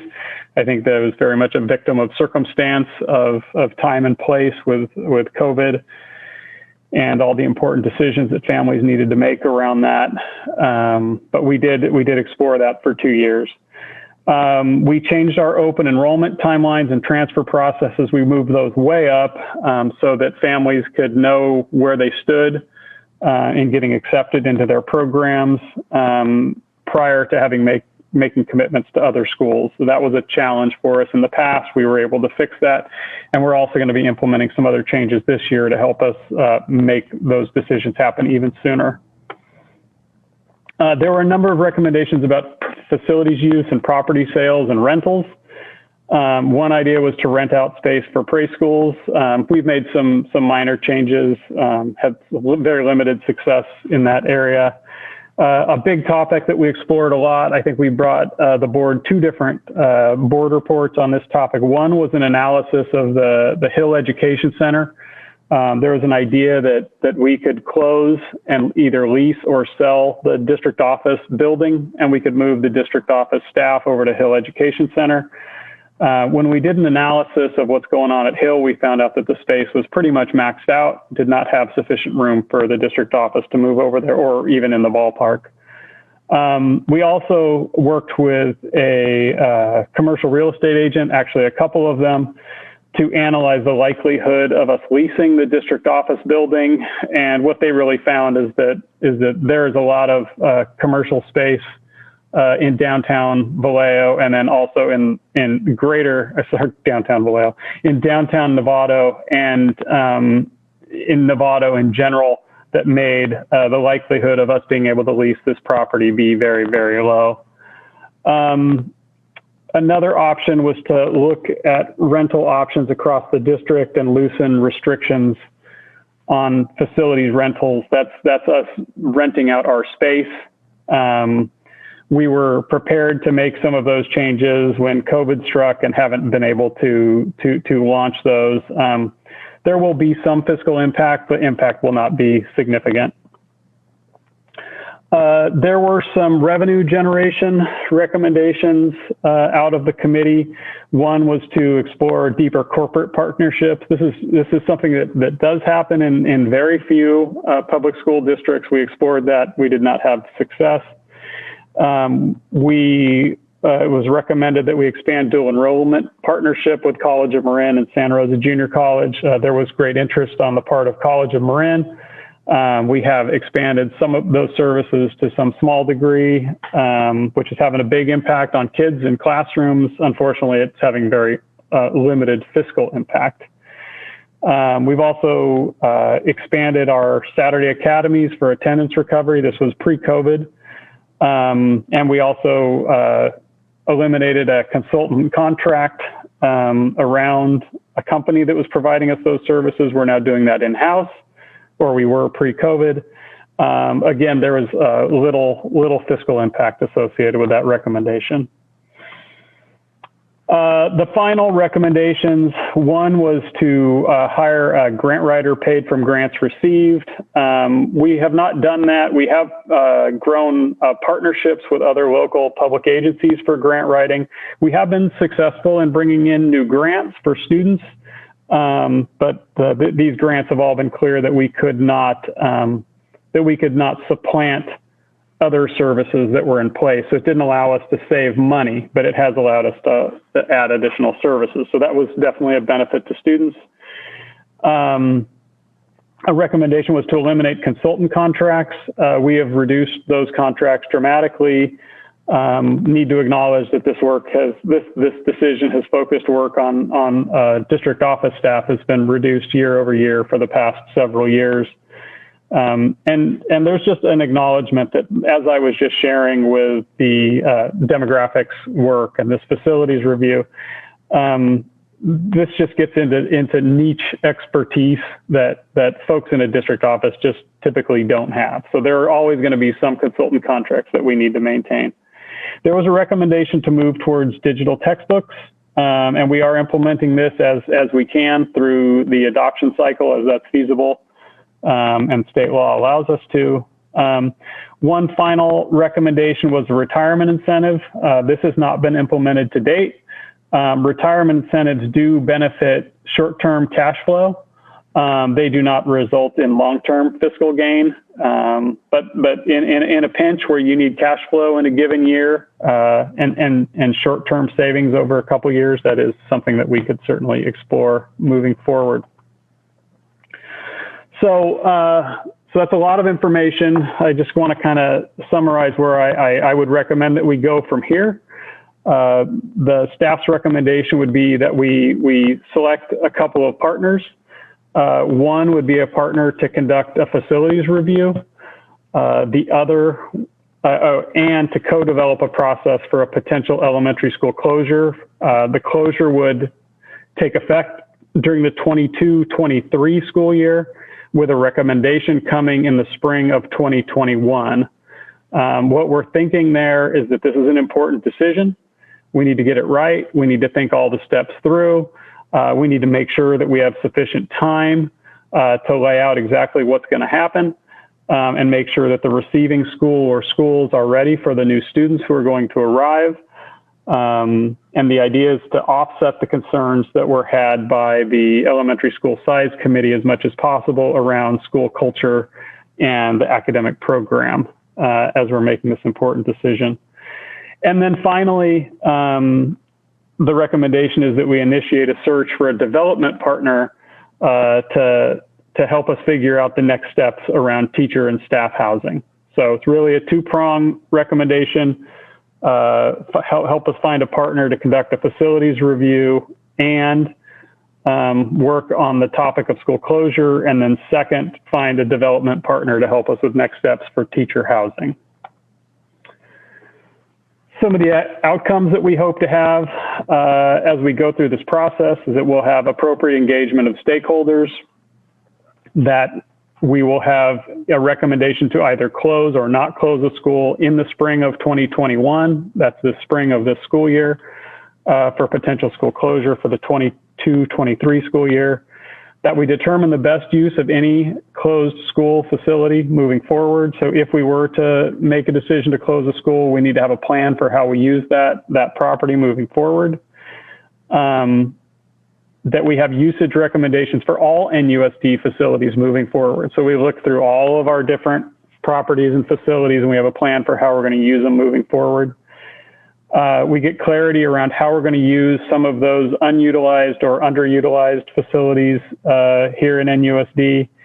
And then we get clarity around our path forward for teacher and staff housing. We know this has been something we've been talking about for a long time. It's been kind of stalled out for the last year, and we hope that this plan allows us to get that moving again in a very concrete way. So that's the end of my report. And I ask if you have any questions. And I'm going to stop screen sharing, but I can bounce back and forth. I just think it's better when we can see each other's faces. Yeah, agree. Thank you. You're welcome. Trustee Millerick? Yeah. Trustee Cooper? Superintendent Koska, thank you for looking at this whole issue and looking at the balance between what we need to deliver schools, or what our physical assets will do in terms of delivering schools, and other ways we can turn them into capabilities to improve education across the system. You know, they hook together. So thank you for looking at both of them. My view is it's time for us to have this, to dig into this, and I would support moving forward on the combined project that you've described. It's the Novato is like the rest of Marin County, cost of housing is going up. The young families are not moving in droves like they do out in Lodi or Stockton.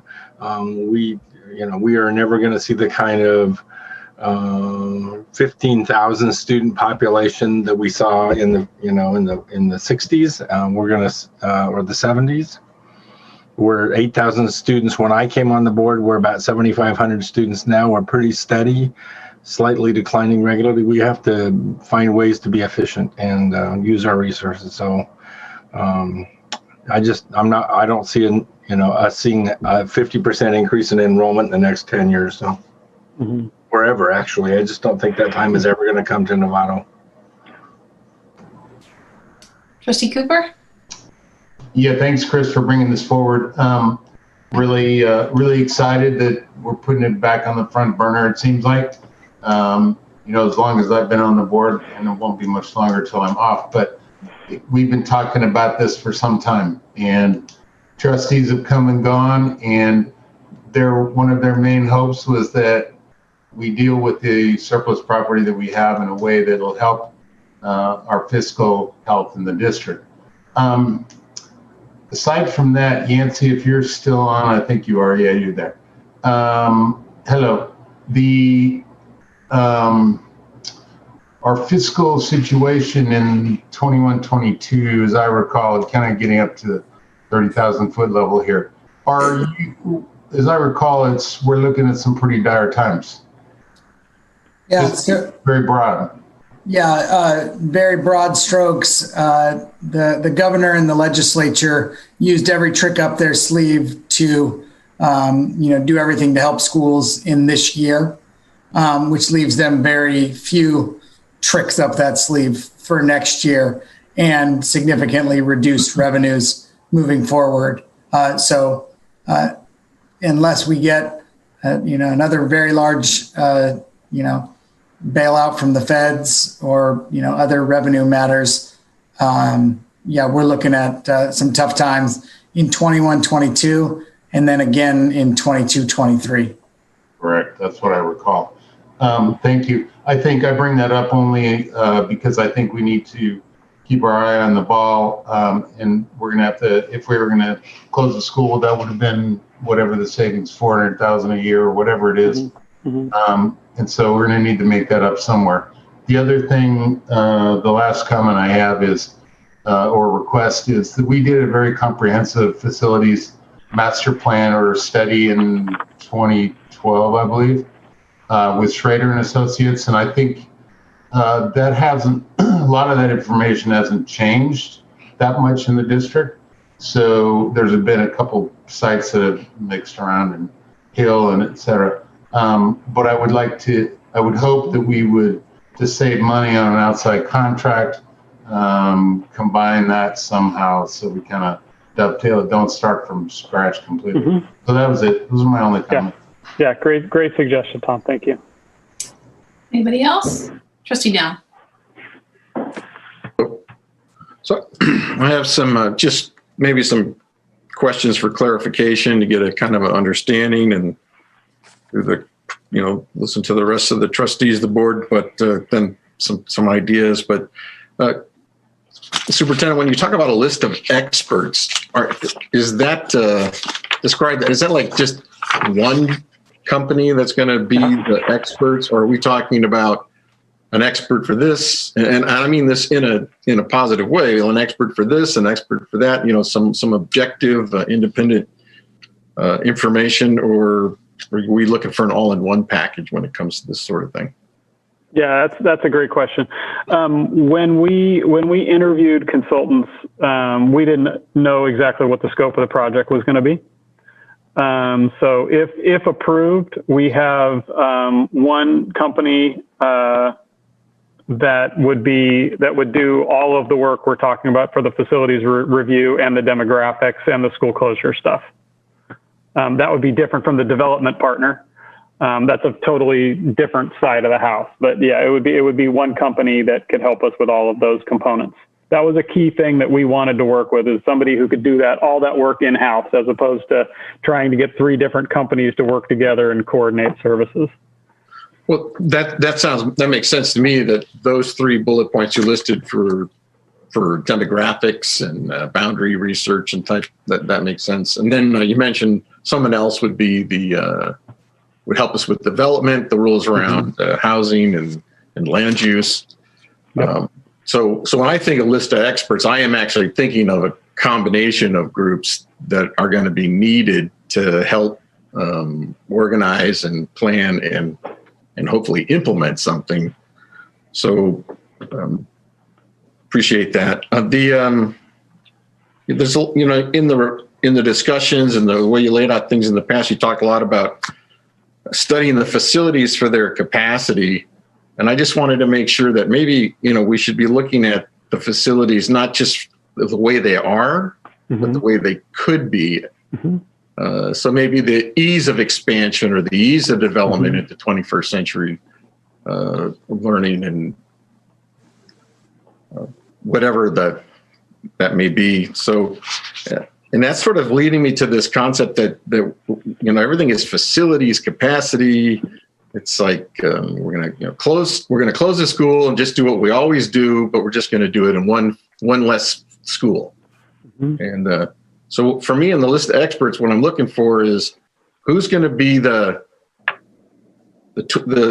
person that says, okay, starting from scratch, let's hypothetically, you don't have any schools. What do you guys want to do there in Nevada? What kind of education do you want to present in your elementary? And by the way, did you know that there's all this technology and there's all these new concepts and there's these things that work really well and have evidence-based performance behind them? So after we sort of know all of that, wouldn't that be the appropriate time to go out and sort of look at our facilities in a way to say which would be the most conducive to what it is we want to do from an educational perspective?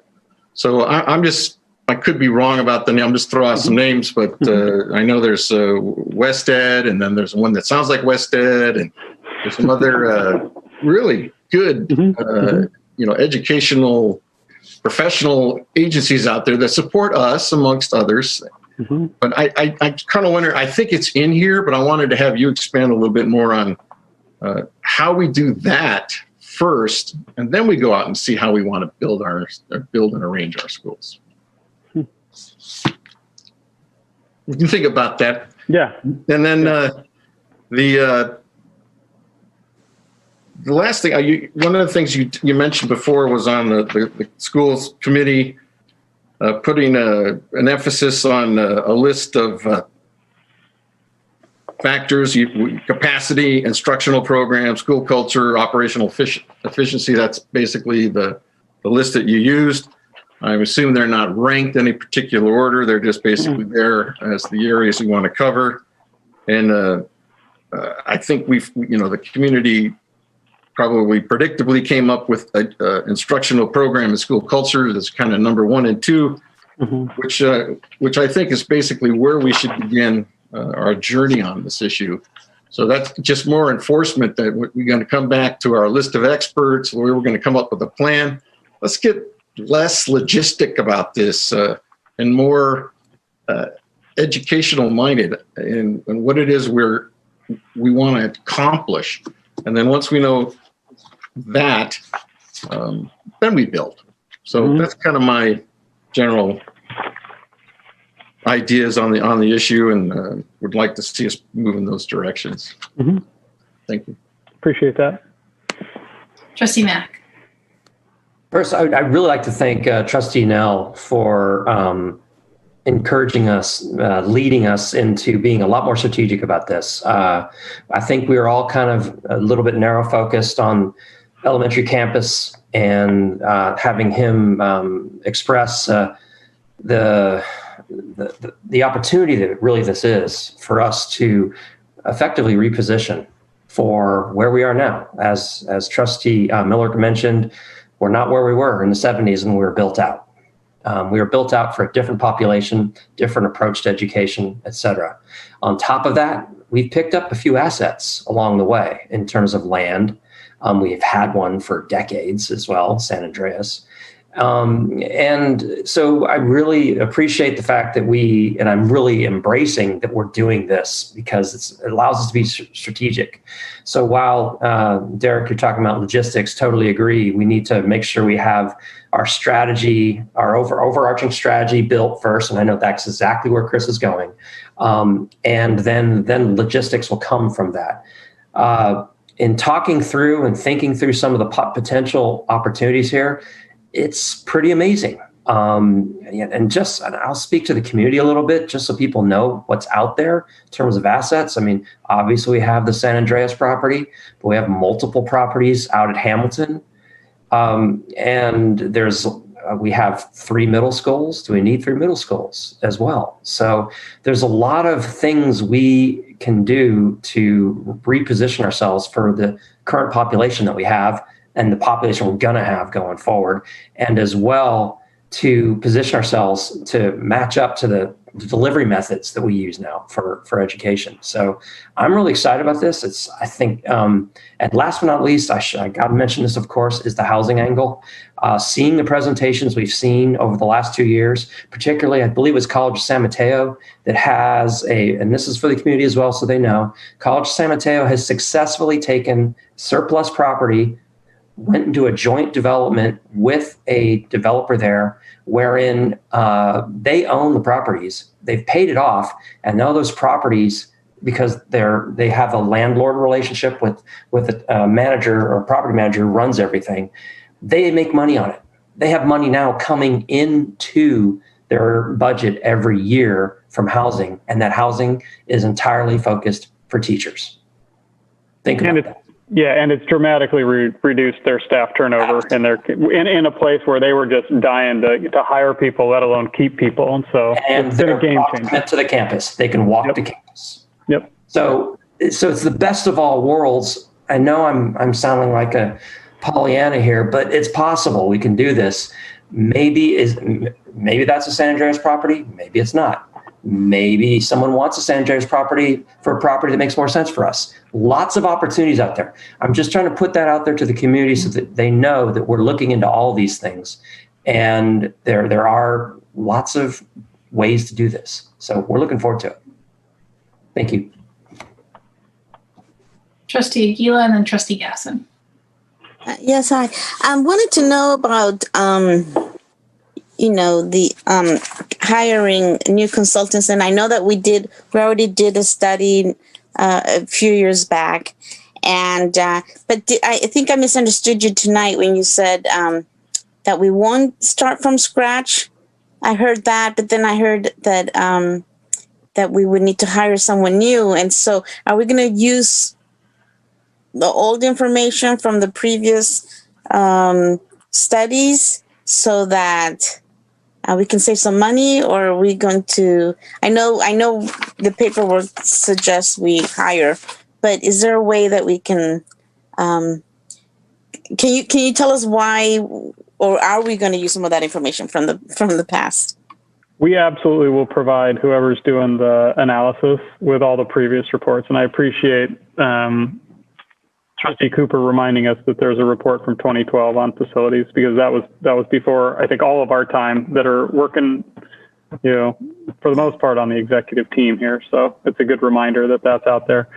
As far as the demographic work, my guess is that they're gonna need to start fresh from scratch on that. But we'll work with them and provide them with all the resources that we can so that we can, reduce the cost of that as much as possible. All right, thank you. Trustee Gessen? So listening to Trustee Mack, he reminded me about 2 years ago when I got on the board, one of the first few meetings I was in was about the teacher housing. I was so excited about it, and I still remain excited. One of the added benefits, in addition to the others that you mentioned, Greg, was that the teachers that were able to save and then go out and buy a home. I remember hearing a couple of stories about families that were so excited because, and I even, having worked in the banking industry, was thinking about, great loan programs that we could create or partnership with our community banks and stuff like that. So I think there's a lot of upside, and that's a huge thing that drives me. I'd love to see that move forward in using our properties in a better way than we currently have them. And the second thing I was thinking in terms of, as a follow-up to what Trustee Aguila just said, was the report. I'd be interested, if you don't mind, if there is something, because that predates me, just sending it so I could take a look. I understand it's a different time, different era, but I just think that would be an interesting perspective, since I don't have all that history that Trustee Millerick has. But I think overall, I tend to be more strategic in wanting to understand how pieces move and how, when you do one thing, how it affects another. So I think that this plan is laid out better, instead of just focusing on what school are we going to close, what are the pieces and how are we going to move them, and evaluating and making sure that the decisions that we make are grounded in research and information, rather than just in a vacuum of we have to save $400,000. What does that mean? So I love that. I mention that only in the sense that we've been hit with a lot of stuff lately, and it's really hard. We can't predict what's going to happen next year. But I do want to say that, $30,000, when we're looking at ADs and cutting time and saving, $14,000 here and there, $30,000 I'm okay with. But I don't want to walk into this and say, we're going to do this. And then, I want to have a commitment that we are going to figure something out and not keep kicking the can with the school. I mean, maybe we don't close the school, but I would like to make sure that we as a board commit to not letting this slide off, and that we do come up with something in the spring, if that makes sense. So thank you for putting this all together this way. My pleasure. I just have a couple comments just to the community that might still be listening. I know in December of last year, we kind of said we're not doing a school closure. We're going to move forward. But just to remind the community that we did say it as a board that we still wanted to keep it on the radar. It was something we wanted to revisit, but we weren't going to do anything at this point in time back in December. And then from the September conversation that we just had about talking enrollment, getting an enrollment update, that's where this conversation came out of. So we've reintroduced it. It's a much better approach. I hope this community can understand that and embrace that than just a school closure, or taking the net much wider. And I appreciate Trustee Nell reminding us that we can do a much better job than just thinking about school closure. We can think broadly and look at everything. I just want to be careful, though, in regards to Trustee Nell's comments on, what does the school look like? Let's think if we don't have any schools, what do you want? I don't want to necessarily go back to the Measure G conversation of what do you want your classroom to be like? I mean, we just don't have, we're spending the money now on the bond fund. So I don't want to start thinking about what do you magically want your classroom or your facility to look like. I don't think that's what you meant, but I want to make sure we keep the focus on how can we reuse our facilities in a different way, but not necessarily go as far as redesigning certain things. Trustee Nell. So I wish I could believe in magic, but I did not mean magically. So, and actually, you articulated in a different way what I meant, and when I brought up educational experts or part of the process, is basically what works, what evidence-based educational programs. If we're going to move forward, we're going to change things without a doubt from a land use and facilities perspective. But while we're at it, maybe we should be taking into consideration, just look what distance learning has been driving in the way of technology as an example of optional learning methods. School within school concepts. This may not be the time to be specifically, but I didn't mean for you to think I was saying we are going to go out on some wonder tour or something like that. I think the information is already there. We just need to bring it into the conversation. So. Thank you for that. Trustee Miller? As I mentioned at the beginning of the meeting, the county's looking at ways to better serve the overall community. It'll be a group led by the county government, Liza, but it'll involve cities, nonprofits, school community. And the question isn't how, the intention is not to tell cities how to spend their money or schools how to spend their money, but there's large populations in the general community, our students, who now do not have adequate access to our educational systems sort of overnight. So the question is to look at in our case, the educational environment off the school campuses. So there's certainly some very interesting and important questions to be asked, and asked pretty quickly. And the county's providing some leadership in that area. So that should move pretty quickly. I think the goal is in 6 months to be able to have something to say in that area, but it's there are, as my daughter points out, she gets her students on a Zoom call and she's doing a math lesson and they glitch out. And so when they glitch out 3 times, the students basically leaves the class and is so frustrated by the technology they can't learn. We need to have a plan that's not part of the school campus, but is part of our community to solve those kinds of problems. And which is the point I think Trustee Nell was making. Education is a different animal today than it was a year ago. And we need to pay attention. So, Trustee Gessen. I think you, Superintendent Koska, I think you covered this during your presentation, but I just want to go back in the timeline and thinking this through. So if we approve this tonight, you're going to go and contact I forget what you're calling them, the 2 consultants. And then we're looking at having this brought back as a report like in the spring. I think you'll probably see multiple reports before then, but the final decision would be at some point in the spring about whatever the recommendation would be for school closure. And then the school closure would be a little more than a year off. Right. Okay. Yeah. Thank you. You're welcome. All right, board members, Trustee Nell? Yeah, just wanted to, if we're going to get to closing the school, I think part of any decision we make ought to include what are we going to do with the closed school. Absolutely. Absolutely. Yeah. And the other thing is, I know this, when you ask someone to do something by a certain time and insist on it, they're going to figure out a way to do it.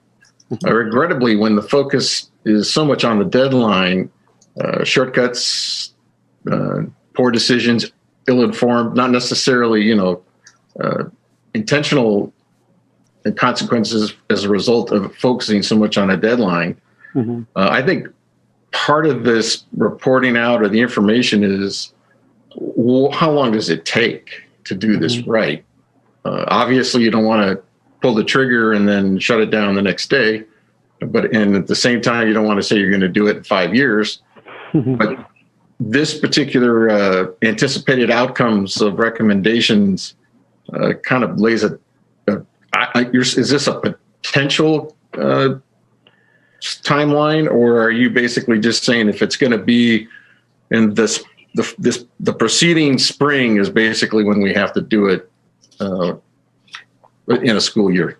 I think as I believe I shared with you when we talked very briefly after the enrollment conversation about a month ago, I mentioned that there were really kind of 2 different pathways. One was a fast decision to make around school closure this fall for a closure in the 21-22 school year. The other one was to expand the process a little bit, like we're talking about here, acknowledging that just can't be done, in a couple of months. For implementation in the 21-22 school year. We feel like, without putting us in a box and saying this is going to happen in the first March meeting, we feel like saying that, as we get into the spring, we're going to be ready. Our commitment is to do this right. One thing you'll hear from me a lot is I'm committed to doing it right. I'm not committed to doing it fast.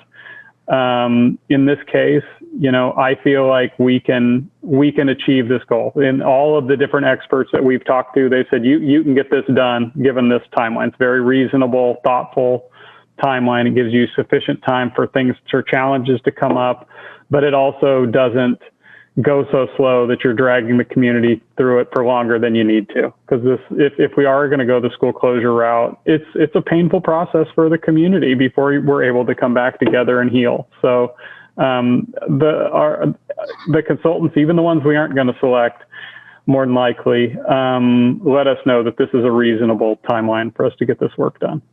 Okay, thank you. Trustee Gessen, and we'll bring closure to this. Yeah, I was trying not to jump the ship too much on this, but one of the things I like about the timeline, what I'm hopeful is, if we decide to close the school, it gives parents an opportunity, at least if they have an incoming kindergarten, they don't start a kindergarten school and then find out they have to move them the next year, or the same thing, that if there's a fifth grader, they know that they can stay, at least a year. Because I've been very cognizant as a parent, and I remember the angst when I was trying to enroll my daughter. They were doing the boundaries, and I didn't know where she was going to go. And it's just, we don't need that, especially given the timing on this and COVID still probably being, hopefully we'll be beyond a lot of it. But so I appreciate that timeline for those perspectives. And I'm done. All right, board members, this is an action item. Staff is looking for an approval, and this is approving the facilities review, including a process to explore a potential elementary school closure, and then initiates a search for a development partner to support in establishing next steps for teacher staff housing. I didn't hear any dislikes, or Trustee Gessen? You need a motion to approve? Yes. I was looking for approval. I will, or if Ross, I'll second. Trustee Gessen is a first. I'll second. All right. Trustee Mack is a second. All those in favor? Okay, 7-0. All right, that concludes our meeting this evening. Their next regular scheduled board meeting is November 3rd. And as I said earlier, we will be in the boardroom. So I will see you then. Good night, everybody.